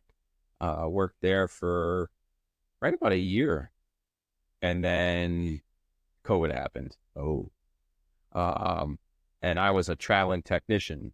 So they tried to keep us on for a while, but right at the beginning, like New York was closed off. We couldn't go there. That's where a lot of our clients were. New Jersey would have been like shut, basically. Yeah, we didn't do too much in New Jersey. No. Like Okay. Rhode Island, though, we Yeah. for some reason I kept going there, but it was like I'd get there, and then the town building or wherever garage I was at to repair lifts or whatever, they'd be like, "No, sorry, gotta go." Okay, I drive all the way back, Connecticut. and then all the dealerships and stuff in Connecticut were like, "Hey, we're not doing lift inspections anymore. We're not doing this. We're not doing that." And then a bunch of the big construction companies and stuff, they weren't doing as many repairs and stuff. They weren't using their equipment as much, right at that time. So they were like, "Nope, we'll bring you something if we need it repaired." So all us road techs got let go. Hmm. I got laid off at first, but I was like, I'm out. I'm not coming back. Yeah. And that was literally when I started Rattyfab. I mean, I had it a little bit, probably about the time that I bought that house, actually. So January 18, I think it was. Okay. It started as a joke, to be honest. I did like a small little clutch line for a buddy, and we joked like, "Oh, because I like ratty stuff." And my Instagram name at that time on an old account was Ratty Rabbit, because I had Volkswagen Rabbits. Okay. This guy loves bad cars. I do. I still do. Yep. And a lot of people called me Ratty because of that. And we joked. It was like, "Oh, look, Rattyfab." And I was like, wait a minute. I should do that. And that clicked. It started getting more and more in my head. And then I decided to go all in. I was like, I'm going to do this. I bought a brand new welder. I bought a brand new bender package. I bought a brand new notcher package. I bought all this stuff. I was like, I'm going to do tube work. I'm going to do tube fabrication. I enjoyed that in school, and I'm going to do whatever else I can welding wise and maybe, fabrication wise. And I'm going to do this. I'm going to build race cars. Yeah. And I started in my home garage for a little while. No lift or anything. I did some roll cages and I was doing like some diesel work and stuff at the time, whatever you can. Yeah, sure. And I fell in love with it. I absolutely fell in love with it. And literally, I don't know, 2-3 months before that hydraulic company let me go, I got my first shop. Oh, okay. I was like, I need a shop. I need a place to like really do this. I'm running out of space in my home garage. Yeah. And it's your home.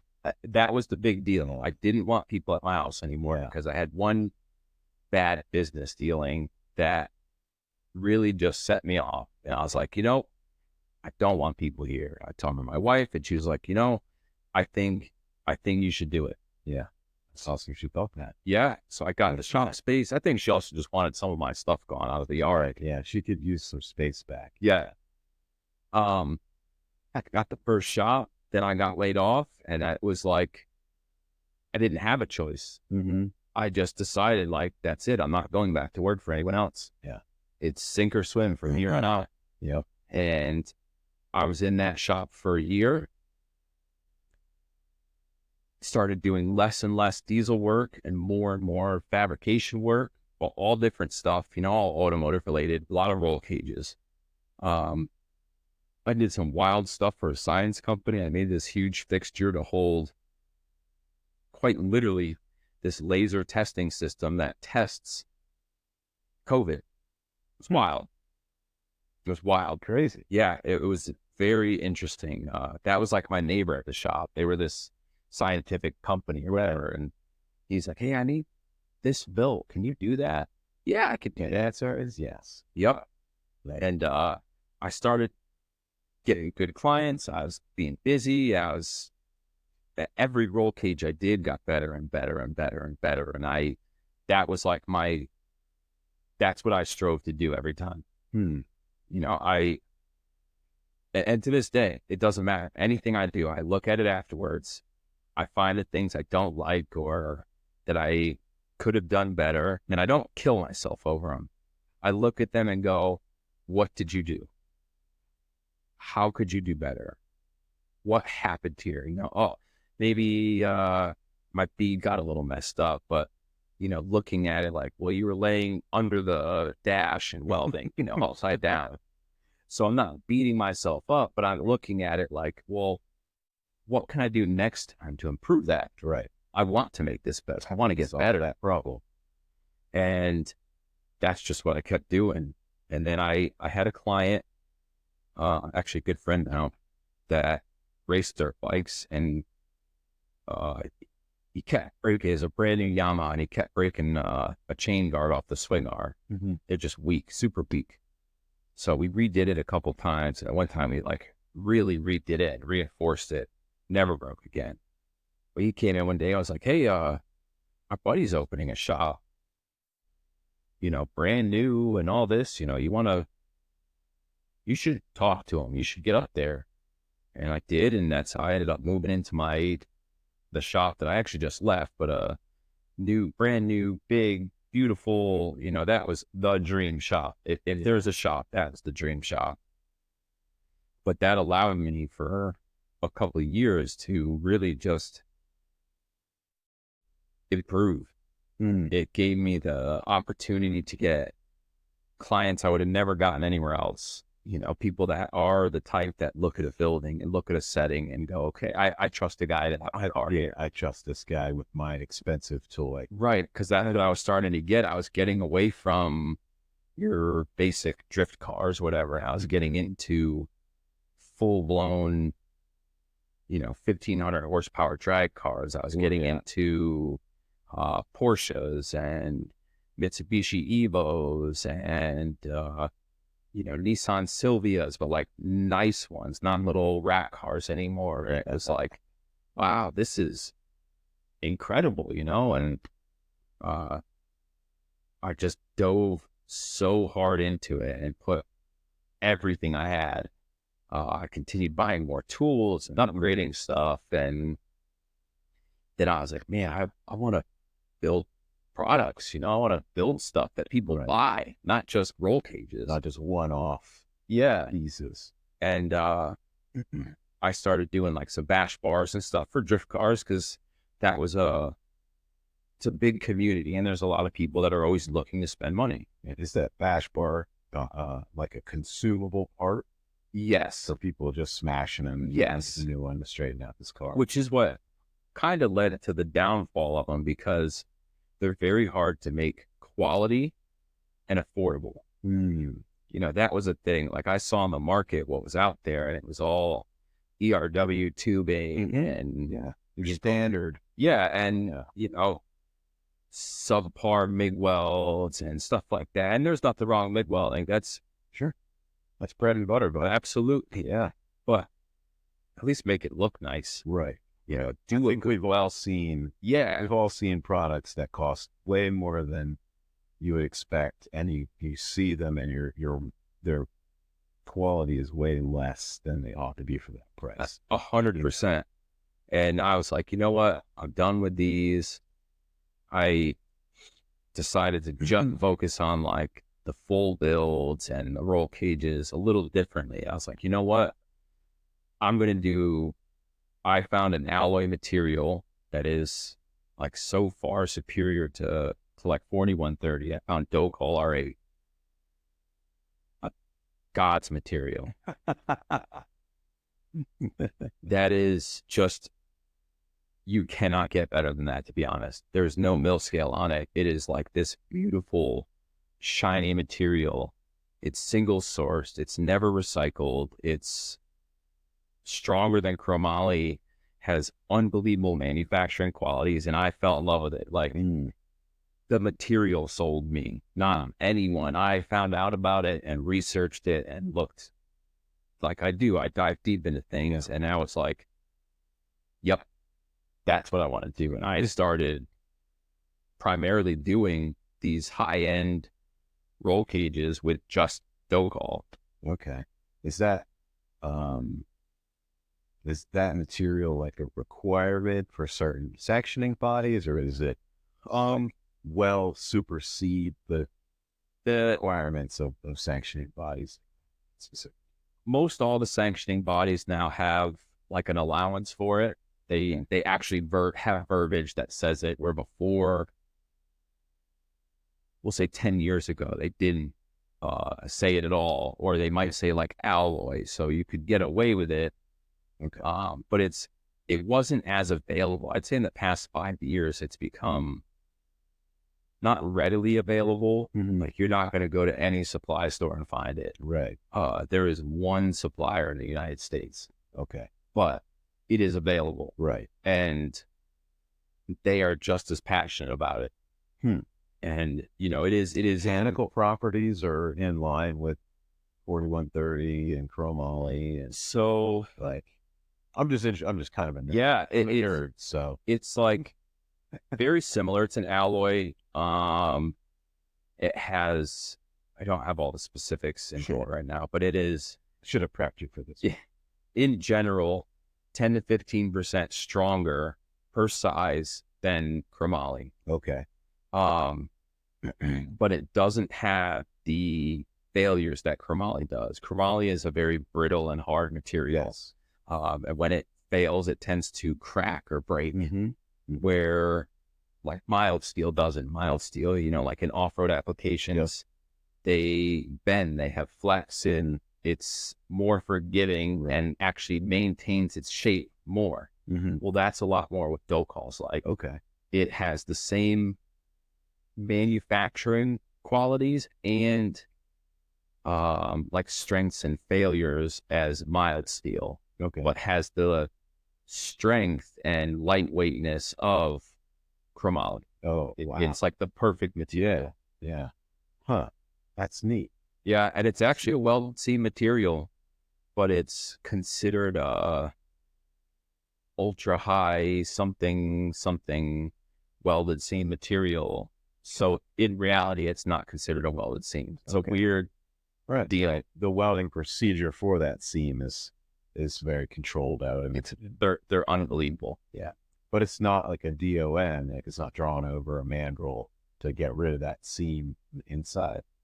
It is. There's no, there's none of that. It's just this perfect weld all the way down. You know, like, it's incredible. That's cool. I like. You know, and you still have to do kind of the same stuff you would in ERW, like, in a sense. You know, you have to, when you bend stuff, you bend with the seam on the neutral side, so that way it doesn't get overstretched or compressed and cause issues. I tend to use those seams as like alignment marks. So if on a main hoop I have the seam, I always face it backwards. Well, on all the pieces that join up to that, the seams touch. Right. It's Yep. and that's just like an aesthetic thing to me. Those are aesthetics, but it's also like a certain amount of attention to detail. And like you even saying that, like, oh, the seam should be on the neutral side. I'm sure that there are people who have built roll cages for their buggies, Jeeps, side by sides, drift cars, race cars that were like, seam? Where? What? What's a neutral side? And I'm not like criticizing anybody. I'm just saying like that's a concept and like a way of building things that a professional thinks through, that someone who has a deep respect for the craft is gonna do. They're gonna look at something and they're gonna go, that's bent wrong. And another person's gonna go, well, it fits, but it's bent wrong. Well, what do you mean it's bent wrong? It fits. Well, it's bent wrong because that seam is facing the wrong way. It's your outside radius, and so you stretch that weld, and now you've created, and You've created a potential failure point. And this cage, I don't care if it's for a drift car, I don't care if it's for your Jeep or whatever, like that is there to protect your life. Yep. And most people, oddly enough, I don't think they value their life as much as they value the dollars they spend. They don't, and especially on that stuff. Yeah, it's a bit of a tough sell out to a certain type of client. 100%. So different. The clientele that I had started to really get into, as soon as I mentioned it, they're like, great, if that's what you work with, that's what we work with. Yeah. And like you said, that attention to detail thing, those people valued that. Right. They valued the small attention to details or the large ones. They understood. They may not know exactly what they're looking at in a roll cage, although I always try to be very thorough. Yeah. But they understand that, okay, I have all these tubes overhead and all these tubes meet and there's not a single dead node. Mm-hmm. There's all these are laid out in a way where if I took 100-mile-an-hour impact from the front, the energy gets transferred to the back of the car. Mm-hmm. Therefore, there's no crush zone anymore. If I get rolled down the side of a mountain, all these tubes that work together and have aligned seams and have all this, that is going to transfer that energy from the roof directly to the floor of the car or to the actual chassis. To the chassis. Yep. Yeah. And that's where that big difference is there's people that appreciate that and understand it and value it. And then there's people that value what they're spending versus anything else. Yeah. Yep. It's a misplaced value proposition for them, I feel like. And again, there's enough poor quality builders of everything, and there's enough cheaply available products that barely meet the standard that they're like, yo, I don't understand, or I don't care that, your product is superior because this product fits my budget or fits my perceived budget. But I've always found in every industry I've ever worked in every product that I've ever produced, and in every kind of job that I've done, trade I've worked in, that those premium products, those attention to detail products that demand a high price, that there's always the people who want those can always afford them. Yep. And also, when you make a premium product and you sell it, and it's a premium product at a premium price, when people understand the value in it, they're far less likely to complain and be upset and nitpick you and say, well, what about 20% off? Or, oh, I'll do this for you if you do that for me. Like, oh yeah, so much. I know so many people. Right. I know so many people. Yeah, I'm sure you get that because you would deal with things like, oh, yeah, my car is going to be in so many people's faces. I have literally hundreds of Instagram followers. I've got 5 guys lined up right now, not at my door. Yeah, there's no money in my hand. Yeah, but when you make a premium product, that client, they actually are a client, not just a customer. It's not just a transaction, and they're like, oh, Well, I'm trusting you. And now you have to hold a high standard. Yep. And you have to actually deliver on that promise. And when you do, their word of mouth alone to even a single friend Mm-hmm. is worth more than word of mouth to 10 guys from the guy who Yeah. nitpicked you and tried it out. Timed. Yep. They are the ones that will bring legitimate business to your company. Right. Yeah. Actual people who will spend dollars. Yep. And not question you. You might get people who are curious and want to know things or whatever, but Or perhaps have a vision in their own mind Yep. of what they want to see, that requires some care. and I've dealt with that. I've had 2 clients. I love them both. I actually would happily do work for them anytime. Um, that were very much like that. They had an exact vision, and I ended up like one was a Corvette I did. I ended up basically building out this whole roll cage, and I didn't weld it yet. It was like all mocked up and fit up. Mm-hmm. And I had sent him a few pictures or whatever, and he picked out one thing that he wanted such a specific way. And we talked on the phone, and he said something, and we discussed it over. And I was like, I'm not sure I can do that. Just because of how things have to lay. I don't know if I have the ability to do that. But I tore everything out, redid the entire thing, put everything exactly where he wanted it, ended up getting it tighter to the chassis, ended up making, and overall, like the main hoop, I ended up getting that, half inch tighter. Everything just ended up laying out better. And, he was happy. Yeah. And that guy actually brought me a second car, same car, just different car, brought me a second one. And when we did that, he made another suggestion. And I was like, okay. He was a racer, and he was around that. And he did a lot of research on roll cages and different stuff. And it wasn't just like, oh, I want, it to look like this. No, his big thing was space, comfort, and safety all together. They all had equal parts. You had to be comfortable in the car. You had to be comfortable to get out of the car. Right. And you had to have safety and all that stuff. And I feel like people don't think about that. That second part. Never. Yeah. I do a lot. That's a big thing for me. Like when I build roll cages and I build door bars or different stuff, like I will assemble them and tack them, and I'll build the design, whatever, and tack them all up. And I will get in and out of that car 10 times. Both sides. Yep. Just to see, okay, what hits? What can I do? What can I not do? If I know they're going to put on a quick release and that's not on there, okay, I'll just take the steering wheel off.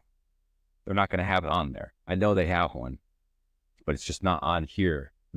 Take it off, get it in and out. Like, where am I struggling? How do I get, like you said, no one thinks that. That's the biggest thing. I've thought when I had the shop, I was really thinking about doing a roll cage safety class. Come to my shop, trailer your car, unload your door. You don't even have to unload it.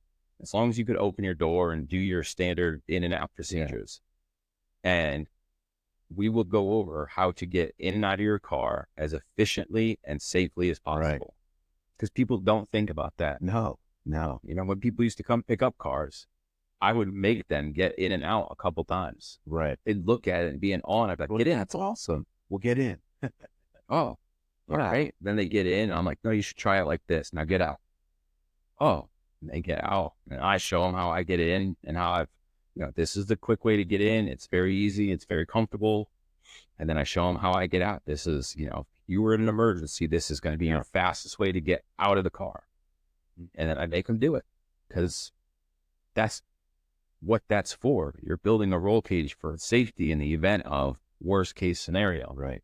So you have to plan and understand how to act in worst case scenario. Yeah. Yeah. And it's funny you say that, because I can remember, it's had nothing to do with race cars, but I can remember we were out on a pad drilling, and these cellars on the pad were really deep, they were designed with all these safety features in them. Um, they had like ladders down into them, all this stuff. They were really well designed. And we had to do some work down in them. And everything was about safety on this pad. All the oil field is always about safety, safety, safety, safety, safety. So like we had auto retractor that went out over the catwalk and down, and the guy had his harness on. And this fella came over. He was a company safety guy. And normally they're like total jerks, but he was a good dude. And he comes over, and the guy in the hole was a Samoan. He was a big, I mean, he's a big Samoan dude. And he looked at our setup and how we had the arm out into the cellar. And he looked at the guy in the bottom and he goes, "How you going to get him out?" And we're like, "What are you talking about?" They're like, "Have you thought of how you're going to get him out?" And no, we actually never had a plan for getting the guy out if anything bad would happen. And so many times when we go in as tradespeople, we go into the safety, we put that harness on, we get in a basket, we go up to where we have to work, we put their harness on, we climb up the ladder, we climb out on the scaffolding, do all those things. But nobody ever thought about what happens if somebody passes out or dies or gets hurt. Like, how are you going to get out? Yeah, I've been in so many situations, and I think about it now. I didn't get hurt. Nothing bad happened, but it doesn't matter any safety stuff I had on. There's no one going to come get me. No. I will be seriously injured just by being stuck up here, And as the young, skinny guy at my job, I know that very well. Yeah. There's like nobody can even get down here to get you. Well, oh, you have and then, again, it's safety stuff on job sites. You have a harness on, and you have a lanyard. The lanyard is, say, 10 feet long, and it's got 3 feet of stretch till you hit the bottom and stop you, but you're 9 feet off the ground. Yeah. Then so you hook your lanyard up. You've got 14 feet of fall. Yeah, you're still gonna bust your leg. You're still gonna break your leg. But we all pretend we hook that lanyard safety first, and it just you start to safety first. Yeah, like yeah, you start to think that through, and it's like, no, we're pretending, but it's not really. And I think in your racing world, and I see it in off-road trucks and rock bouncers. I mean, they look beautiful, but if that thing catches on fire, you're dead. Yeah, because you literally cannot get out. Fire's the biggest one. A couple years ago, I saw it. There was a couple professional drifters throughout the year that ended up having fires that got bad. Like, they got some burns from it because they couldn't get to their extinguisher and they couldn't operate it. Oh, that's an awesome one. Like where the extinguisher is. That's like people who race and care, because things are laid out, even if they have little buttons for fans and stuff, like everything is within a range. Yeah, it's in like an envelope. Full cockpit style.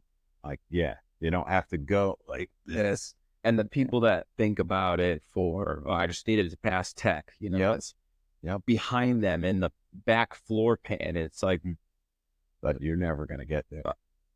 What if your harness doesn't come off? What if you're upside down and your car is on fire? What are you going to do? Yep. We live up here in Pennsylvania. It's very rural. And we have a lot of side-by-side riding and off-roading and stuff. And it's very popular. There's hundreds of people out in the woods every weekend. And number one, the amount of people with no fire extinguishers on their buggies is crazy. Like, it's just the simplest thing. And my buggy, I always have tourniquet, and the buggy and everything. But then I'm riding and I see like guys with fire extinguishers. They have a cab, like a roof, a back window, and a front window, doors, and they have a fire extinguisher on their roll bar. Yeah. But it's outside the cab.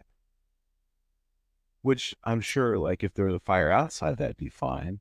But if you roll your buggy and you're sideways down in a creek and there's a bit of a fire, a tire catches on fire, there's a fire inside where you actually are, well, great. it's literally outside. Yeah. You know, you can't do it. And that's somebody who has thought through that. And yeah, it's just, I think a lot of times we have this illusion of safety. We do the minimum. We say, oh, I have a first aid kit. Well, have you opened up the first aid kit and looked what's in it? Yeah. What's in it? Like, is there more than a Band-Aid or two in there? Well, where in the first aid kit are the things that you need? Are they in packages with cellophane on them? Can you actually open them? Mm-hmm. And then if you're actually in an emergency situation, do you have the motor skills to actually open something? Chances are the answer is no, you've never opened it up.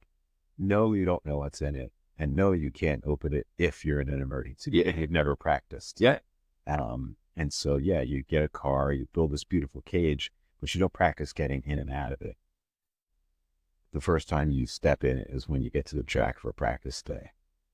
That's a bit foolish, but I think we're all a little bit guilty of it.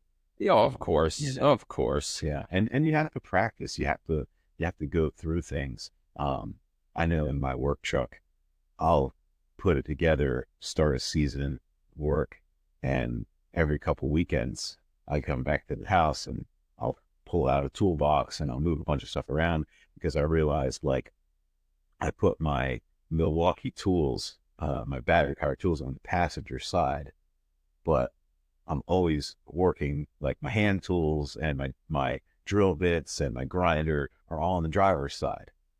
Well, boy, I need to shift around to get those hand tools from that. And Yep. you're always moving around. And the more you use your equipment, the more you use your tools, the more you do the jobs that you need to do, you find like, oh, I can change this, I can move this. But to finish that thought up, a lot of people never learned when they were kids that when you buy something and you use it, it's yours and you can change it however you want.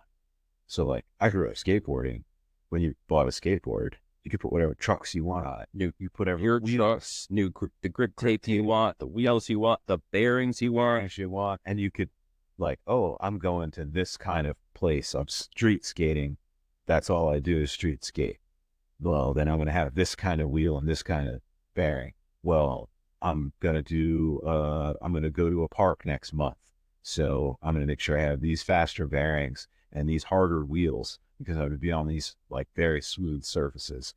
You can change all that. So I learned that as a kid, like everything's up for grabs. You can modify anything. If you have a board that's for this, well, you can change it by changing the urethane bushings in your trucks. Yo. You can tighten your trucks up. You can loosen your trucks up. You know, you can get different trucks, all that stuff. Well, now as a grown up and I have a shop and I have a truck and I have a business and we go to job sites, like I can change everything. I can move anything. My air compressor does not have to stay where my air compressor is ever. If it doesn't work where it is, I can move it. But a lot of people, I think because of how they grew up, because they never had that like wild lifestyle of like modifying everything and having to build everything on their own and having to fix everything by themselves. They never had that. They, you know, they did the normal kid stuff. Their moms and dads like brought them grapes and, you know, went to soccer games with them and stuff like that, which is all cool. And some days I wish my parents would have done that. Yeah, where I was, you know, I was the kid, me and my buddies used to go around and collect all the bicycles on the curbs and stuff that people were throwing out. find your Hey, I'm going to take this chain. Hey, I'm going to put these wheels on. Hey, those handlebars are nice. Yeah. And so the result of not living like that, not growing up like that, and not being challenged and not having struggle is when you go to a job site and the wrenches are way over there in that Conex container halfway across the job. You don't have the mindset of like, well, I'm going to just put all that stuff in a bag and bring it with me. Like, why would I not? Yeah, or can I drive my truck over there and grab everything and bring it to where I'm working? Yeah. A lot of people, they just get the truck. They're issued that truck. Or, you know, you work for a landscaping company and you have a landscaping trailer and that's your trailer. And like, nobody will like build a shelf to put the gas cans on. They just rattle around on the floor. Yep. You know, but you can always change stuff, even down to like, again, when I was a kid or even now, I have backpacks and I do some backpacking and whatever, but I adjust my straps to where I want them, then I loosen them so I can get the bag off, and then all that excess strap, I cut it off because it's annoying. Nobody cuts the ends of their straps off the book bag. No, Nobody does it because I don't know why. I don't know why, but that's where we're at. well, like I'm the guy. All of my shoelaces have knots in the very end, So they don't fray, or nope, why do you do it? so they don't pull out. Oh, there you go. I can now loosen my shoes totally, and I don't have to worry about my laces ever pulling out. Custom made everything. And when I tighten the bow, right under the knot, extra tight. Yeah, that's awesome.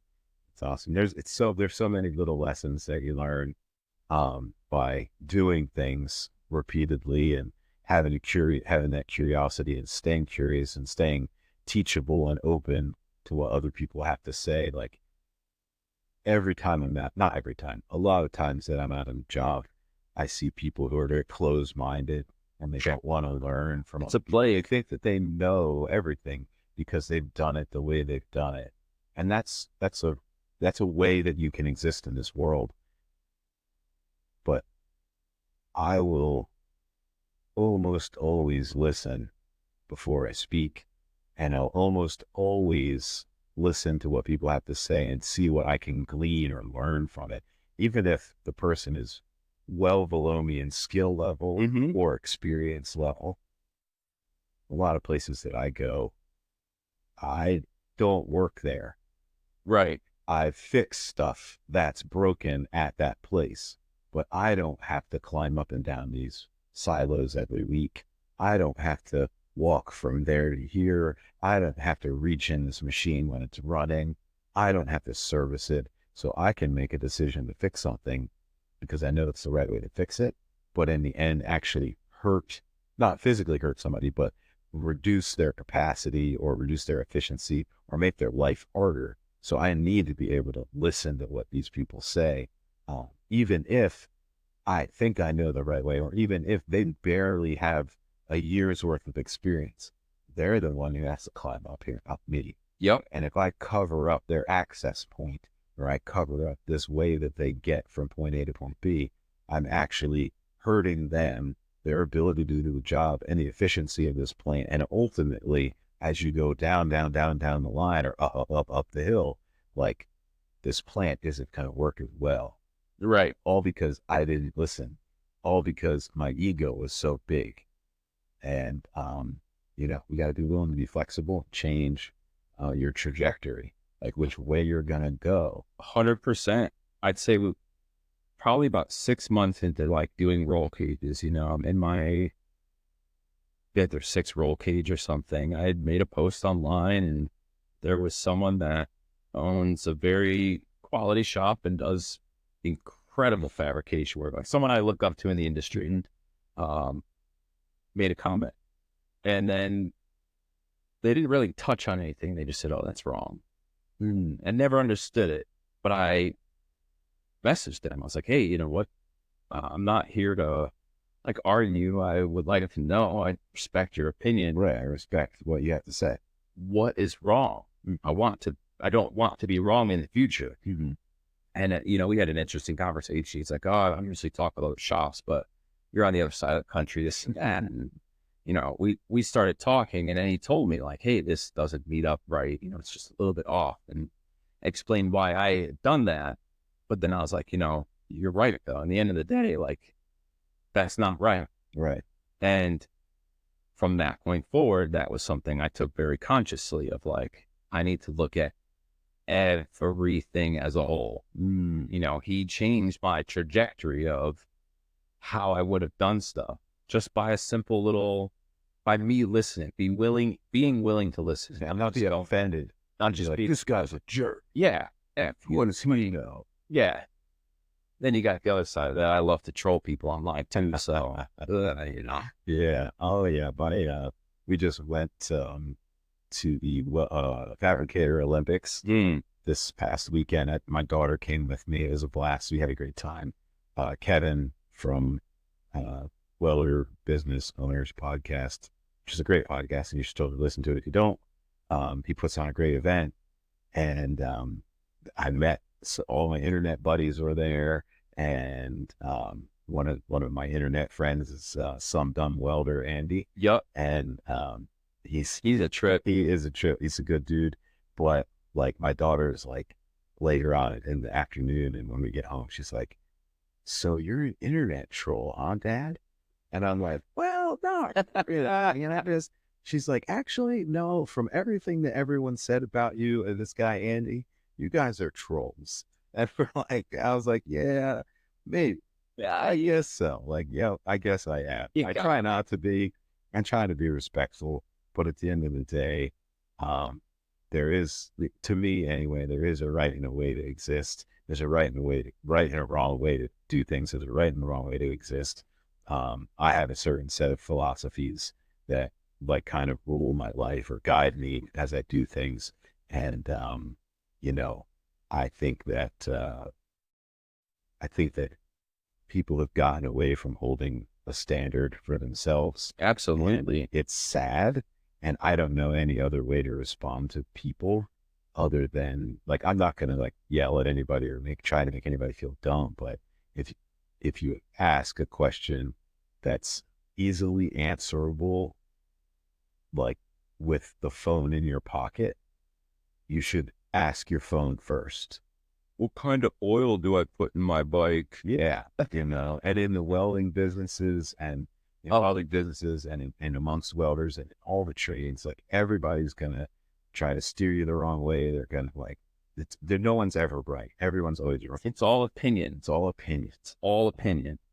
But some of it is good. There's a lot of knowledge. Yep. A lot of knowledge. But you got to decipher it. You have to be able to look at something and go, this guy laid out a huge thing. And then if I look at what he does really good work. Yeah. Okay, maybe I should read that and like read into it. Yep. I should maybe take that in and understand that he's not trying to be a jerk.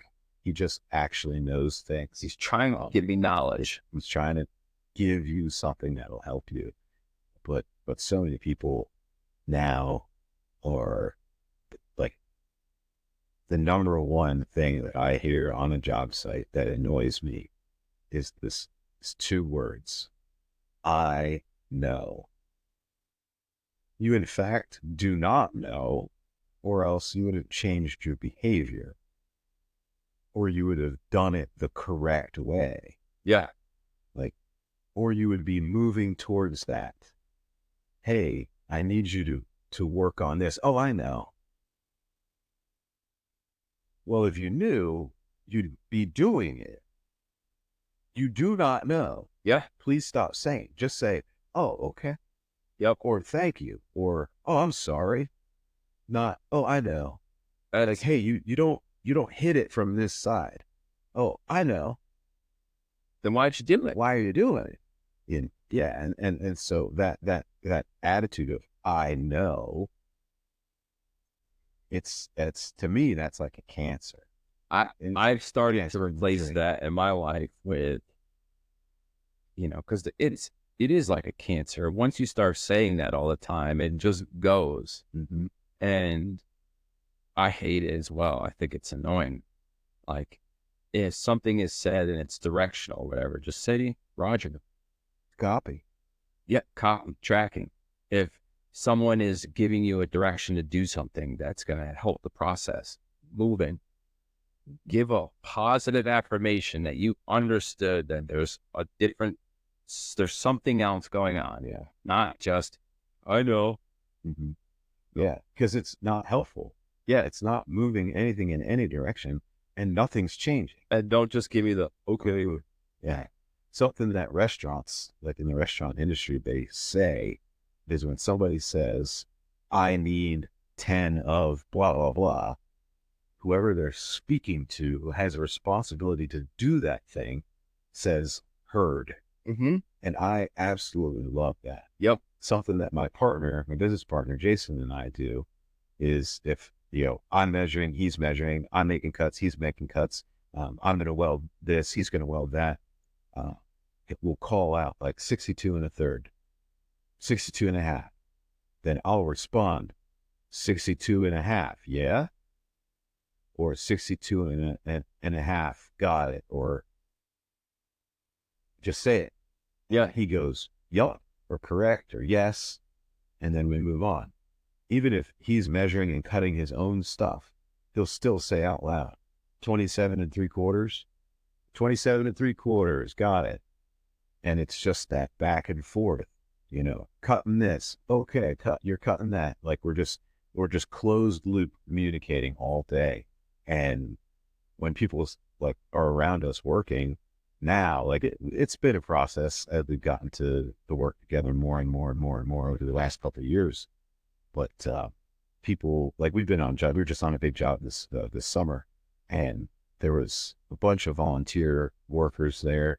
There were a bunch of contractors there. There's a guy he's close to, well, he's in his late 60s, and he's a project manager, and he's a retired project manager, been in construction since he was 15 years old, and he's in his almost 70s. Awesome. And there's a couple guys that age there, and we were doing steel work. They were building a big building. There's masons, there's roofers, there's framers or steel framers, and we're doing our steel work, just the two of us, just big steel erection job.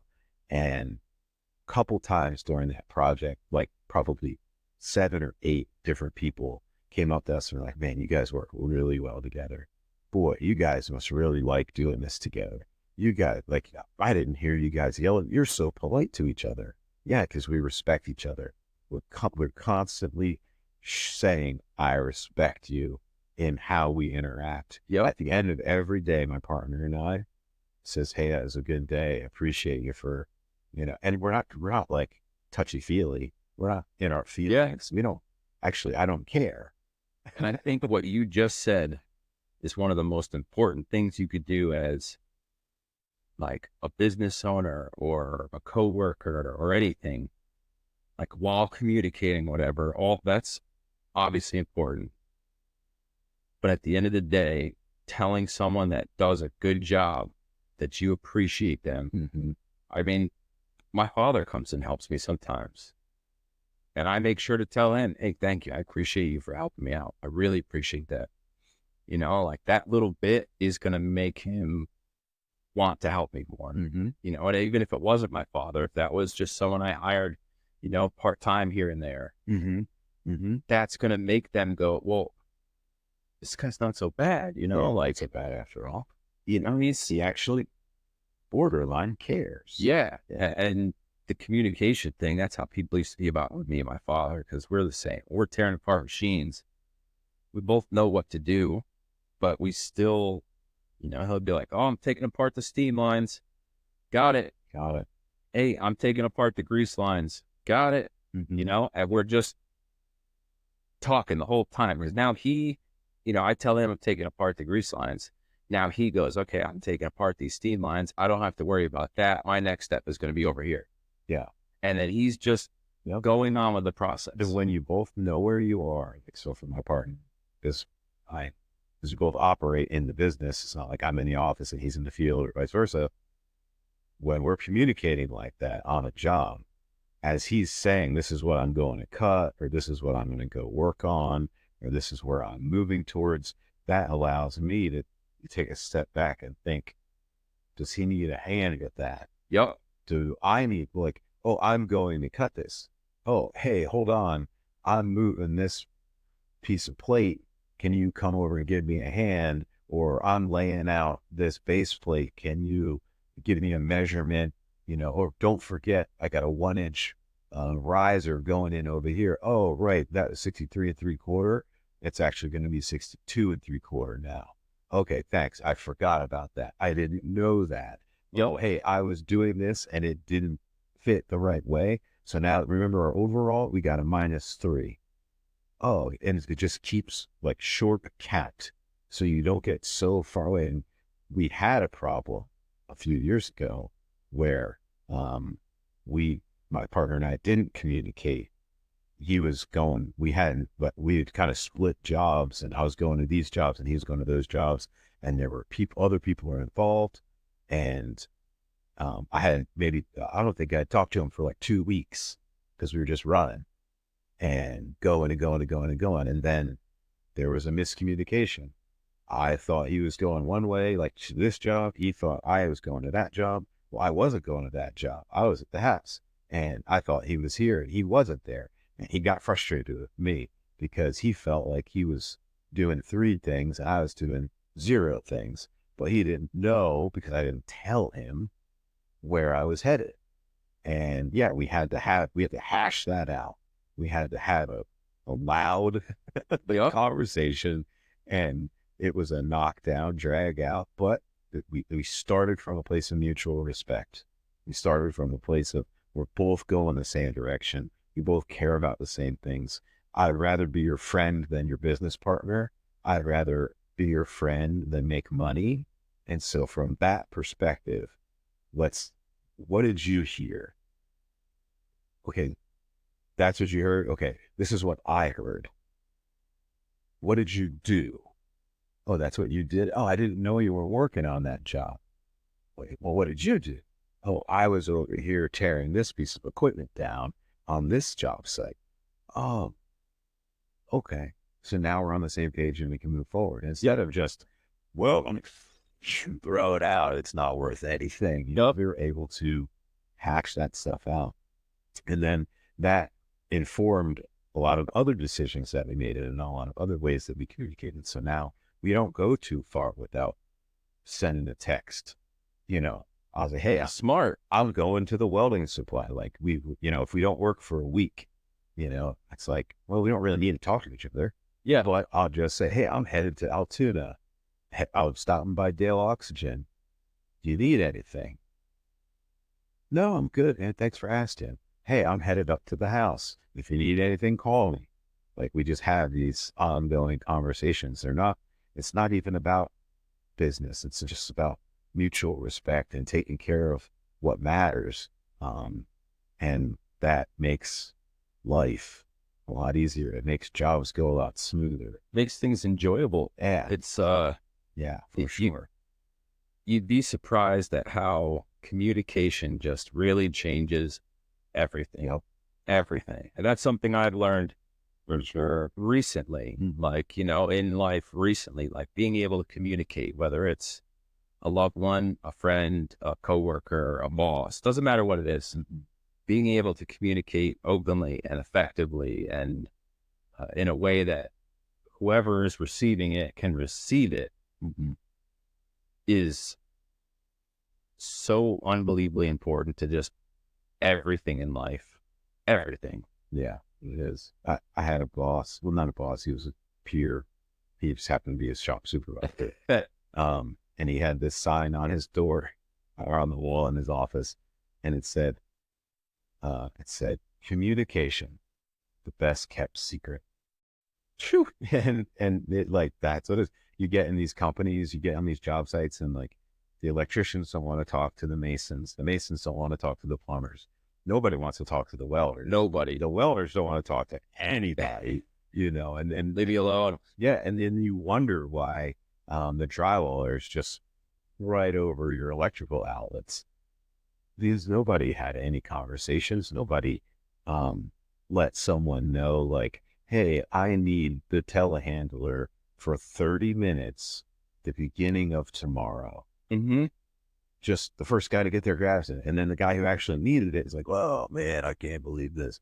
These guys are jerks. What about scabs? Yeah, F this guy. No, I can't believe this. He's a jerk. Nobody's a jerk. Everybody's just trying to get home and get done with what they got to get done during the day. That's it. Nobody's got it out for you. I mean, I guess some people might, but generally speaking, nobody's trying to get you. No. They're not trying to be a jerk. They just want to get their job done, go home with all their fingers and toes, and want to make a couple bucks. Like, we agree on about 90% of everything. That last little bit, it probably doesn't matter that much. Yep. And really, does it matter if you wait till 2 or you get it at 1? No, it doesn't matter. It's going to get done no matter what. Yep. And that mutual respect, I think, has largely gone by the wayside in a lot of areas. And it's a shame because It slows everything down. It makes things harder than it needs to be. People get more frustrated. People lose money.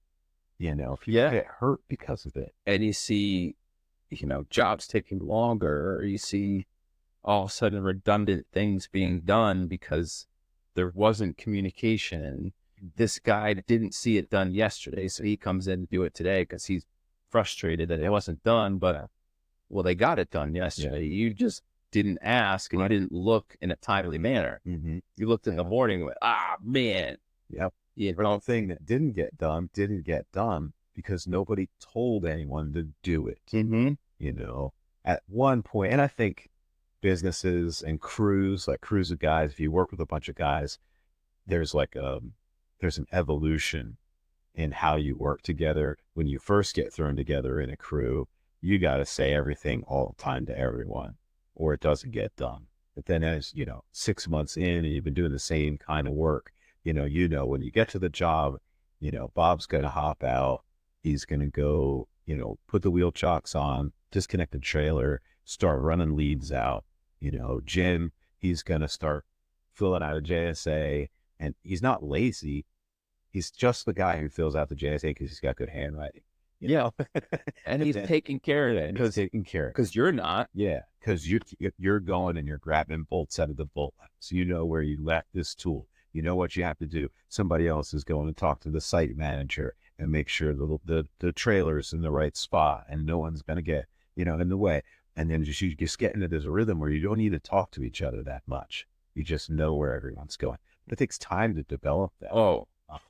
And it takes time for a young guy or someone not even just age young, but young in a trade to get to the point where he actually knows the beginning of the job from the end of the job. He knows, it might take 2 years of being at work to understand all the parts of the process. Yeah. And until you understand that and you've done most of them, you don't know you don't know at this point, you got to go over to the thing and lock out and then get your harness. And then somebody's got to get a lift. You just don't know any of that needs to happen. And so how can a supervisor be mad at you? But they get mad at you. Yep. Because nobody talks. Nobody has those conversations. Everybody's either too proud to say they don't know or too frustrated at something to let somebody know. And I think that's why it usually is the, trigger or whatever. I think people are frustrated at their jobs or at someone else doing their job or whatever it is. And it's like, well, I don't need to tell them nothing. You got to figure it out. They'll figure it out. Yep. Or, and you do. And younger guys are bad at communicating to older guys. They don't know how, they don't speak the same language. No. Or looking at a mechanic, you're in a shop and there's a mechanic who's been in that shop for 30 years, building trucks or repairing diesels. And you're 23 and you just got out of Wyatt Tech. You guys don't talk the same language. No. And you're a younger person. You're the one who actually has to learn how to speak and what to say and how to say it. You're the one who has to change, not that old guy. And that's a hard pill to swallow. That's a very hard pill to swallow for a 23-year-old fella. Yeah. What do you mean I have to change? Yeah. I just got out of school. Yeah, I know what to do, or not even I know what to do, but I have way more information. But you don't have more experience. Yep. You don't have more skill. That some of these older guys that are going to retire soon and are getting out, they know more and they know more about the stuff they're working on in a fraction of the time than you might ever know in your life. It's wild. They have worked on things that you can't imagine. That don't even exist anymore. But sometimes what they know about stuff that doesn't exist matters to things that do. 100%. They can hear. A friend of mine's an equipment operator. He's not very old. He's my age. He's like 42, 43. And he grew up in a coal mine, running equipment. His dad ran equipment. His brother runs equipment. He runs equipment. Their cousins run equipment. That's what they've been doing their whole life. And he's like, he's running a bulldozer, and he's like, oh, that's a little out. I'm like, what do you mean that's a little out? He's like, I could feel it in my hips. But he was probably right. He was 100% right. He's like, that's a little high there. Like, how did you know that? I could feel it in my hips. You can't You can't learn that in school. No. You have to get on the machine and operate for 5, 10, 15, 20 years. And then one day you'll be running that dozer and go, I could feel that in my hips. Something's off. Yeah, it's high here, and no GPS is going to teach you that. No. No That's the advanced thing. no computer is going to Technology is not going to give you that knowledge or that skill. Yep. Ever. Yep.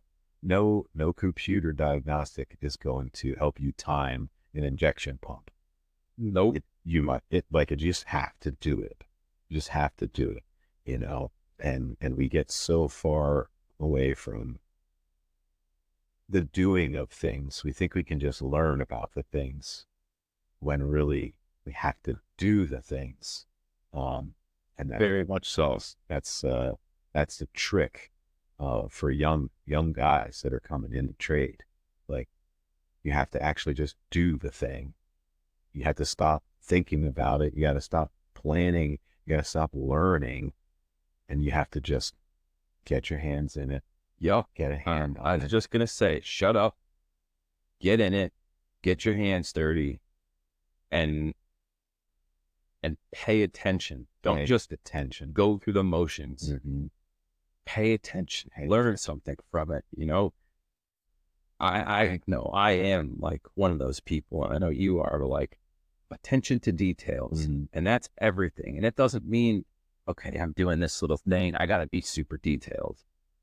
No, it also means paying attention to details. If someone with 20 years experience tells you how to do something and walks you through it, pay attention to those details that he's giving you.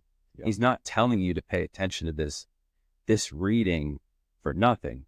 There's a reason for that. Yep. He's not telling you to torque to this number instead of this for nothing. There's a reason for that. Yep. Yeah. He's telling you, run your finger on the back side of that. Why?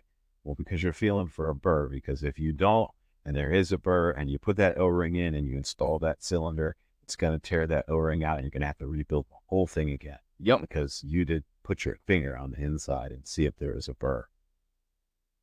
It all matters. And little things actually do matter. But we could go on and on forever about this. I do want to get to where you're at now. Like, absolutely. Where are you at now? Like, so what's up with your shop? What are you doing? What are you making? I am, everything has changed again, of course. I actually don't have a shop space currently. I gave it up to focus and chase some other life stuff.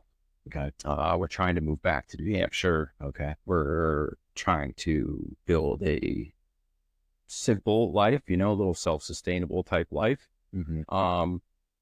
However, I do have a little home shop currently, but not taking on big projects.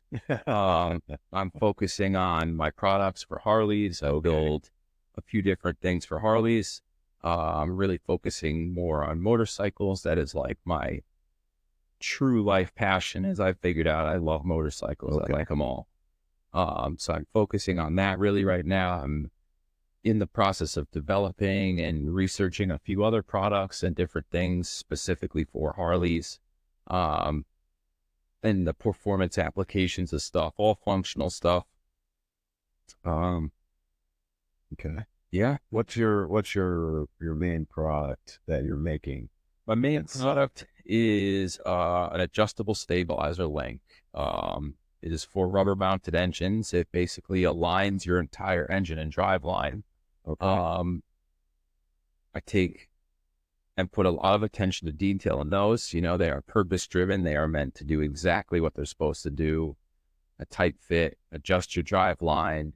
I listen to end customers and people tell me improvements. I've sold a little over 300 this year, and they are just still going. I can't keep up with them. Every time I restock, they're gone. They're gone. Which, thank you. That's awesome. Yeah, That's awesome. I've got a few others. I do a cable clutch conversion for Harleys. What's the benefit of the cable clutch for Harleys? It's really like a personal preference. Oh, okay. Some guys like myself don't like the hydraulic clutch. It's kind of lazy or has some effects that I don't really like. I prefer the cable. It's less maintenance. It's cheaper to replace and items in it. And I like the feel of it. It's just a Oh, okay. very personal preference deal. Some guys love hydraulic. Some guys hate it. Yep. So Yep. I've taken a huge list of like 50 something parts, OEM part list, and made it an entire kit. So you don't have to go to a dealer and try to figure out what those parts are. Oh, okay. You don't have to take that giant list and, you know, uh, get bent over backwards at a dealer. Because some of those parts, Right. if you walk in, they're we'll say a $30 part. But when you walk into a dealer, they want $50 for it. Yep. Yep. Yep. And it's, I try to make it easy. I give you everything. It's a direct, everything you get, everything you need to do the swap, and just make it easy for people. Right. Yeah. That sounds like a great product. And anytime you can take something and make it more personal, like move it from just a mass produced, this is just what it is and it's what it's going to be. And it's the only way it can be, to give people a choice. Mm-hmm. Say, I want a more mechanical version. I want a more, but it's okay if you don't. Yep. You want that more modern way of doing it. I think that's just a great option to give people. Yeah. And they sell pretty good, actually. The automated. Not everybody wants the newest, latest, greatest. They want that feel. Right. They want that connection with this machine. And it's not just with Harleys. I think that's with just about everything. Yeah. Yeah. Absolutely. That's a super cool product then. Thank you. Yeah. I like the sound of that. And then you have some more in the works. I don't want to get into what they are because I'm sure they're under wraps. A couple are, yeah. Yeah. Like you don't want to get too far ahead of yourself. But no, that's cool. So you're making those. You closed your shop down? I did close my shop down. And no big roll cage projects. It's just products. Yep. Primarily, I'm still finishing up a project. Sorry. But awesome client. We work very closely together on it. We're finishing it up as we can. Mm-hmm. The goal is once we get back to New Hampshire to establish like a home shop base, a bigger one, and start taking on some projects again, different stuff. Cool. But I'd also like to maybe build bikes and sell them or show them or race them. Who knows? Right. Are you more in the performance space when it comes to products, or are you in the show space? I'd say, I guess performance, definitely function. Mm-hmm. I believe in function is form. I don't believe in form before function or anything. My products look great, but they are 100% functional. Right. That's a primary concern. Yeah. Like, if it were me, especially like what we're talking about bikes, like I'm going to choose a race bagger or even like a stunted out Dyna over like a big wheel bagger or something like that. That's someone's choice. That's cool. That's what they like. I have nothing against it. Just like cars that are built just for show. Mm-hmm. That's not my thing. That's cool. I love that you do that, but I like function. So I guess it would be more performance oriented. Cool. Well, that's awesome. How can people get a hold of you? Where can they find you? Find me, Instagram and Facebook, Rattyfab LLC. You can also find me on YouTube, Rattyfab LLC. Oh, I didn't know you had a YouTube. I do. I have some helpful hints, and I talk about my products and stuff there. Right. And you can visit www.rattyfab.com. You can send me an email or call the number on there and get a hold of me anytime. Any questions, I absolutely love to personally answer them. Right. Awesome. Well, I'm going to ask one last question. What's one solid piece of advice that you can share with anybody, 3 or 4 people who are going to listen to this. Solid piece of advice from your experience in your life. Don't quit. Know when to stop, but don't quit. Ah, that is huge. That is huge. I mean, my daughter plays soccer, and I've been yelling this at her games for ever since she was a little girl. You only lose if you quit. Yep. But the other side of that coin, that split, is if it's not worth it, you can't keep doing it. 100%. Which is totally different than quitting. Yep.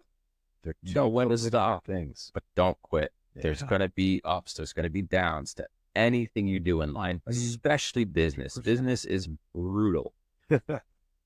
But just because you have a bad day or a bad week, or your ideas or products or whatever you do isn't getting attention or whatever, it's not the end. Maybe you need to stop what you're doing and refocus, but don't quit. If you have a dream, if you have a passion, don't just quit. Stick to it. Stick to it. Don't quit. I think that's a great spot. I think that's a great place for us to stop. Yeah. Because we're not going to quit. I appreciate everybody spending time listening to this. We're going to keep going. There's no BS here. There's never going to be any ads on this podcast. There's never going to be, I'm not going to sell any products. If I suggest something or say something, it's a product that I actually use. It's a product that I actually believe in. I will never blow smoke. It's just not what we're going to do here. We're going to have good guests, honest guests that tell the truth about what it is to be in the trades and what it is to be in life and what it is to be in business.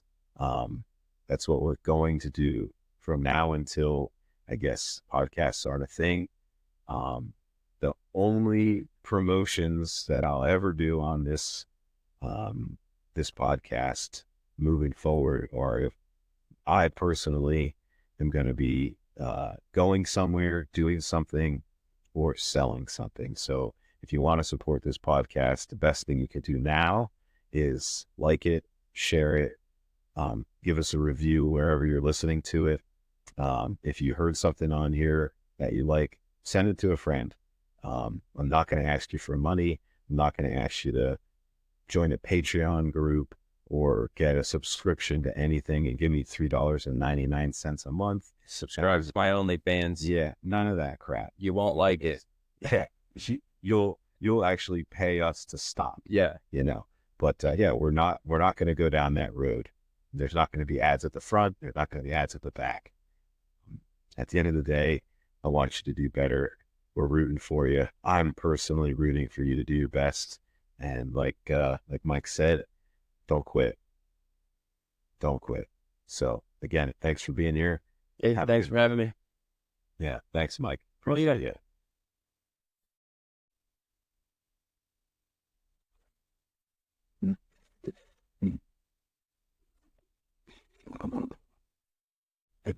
Humpy,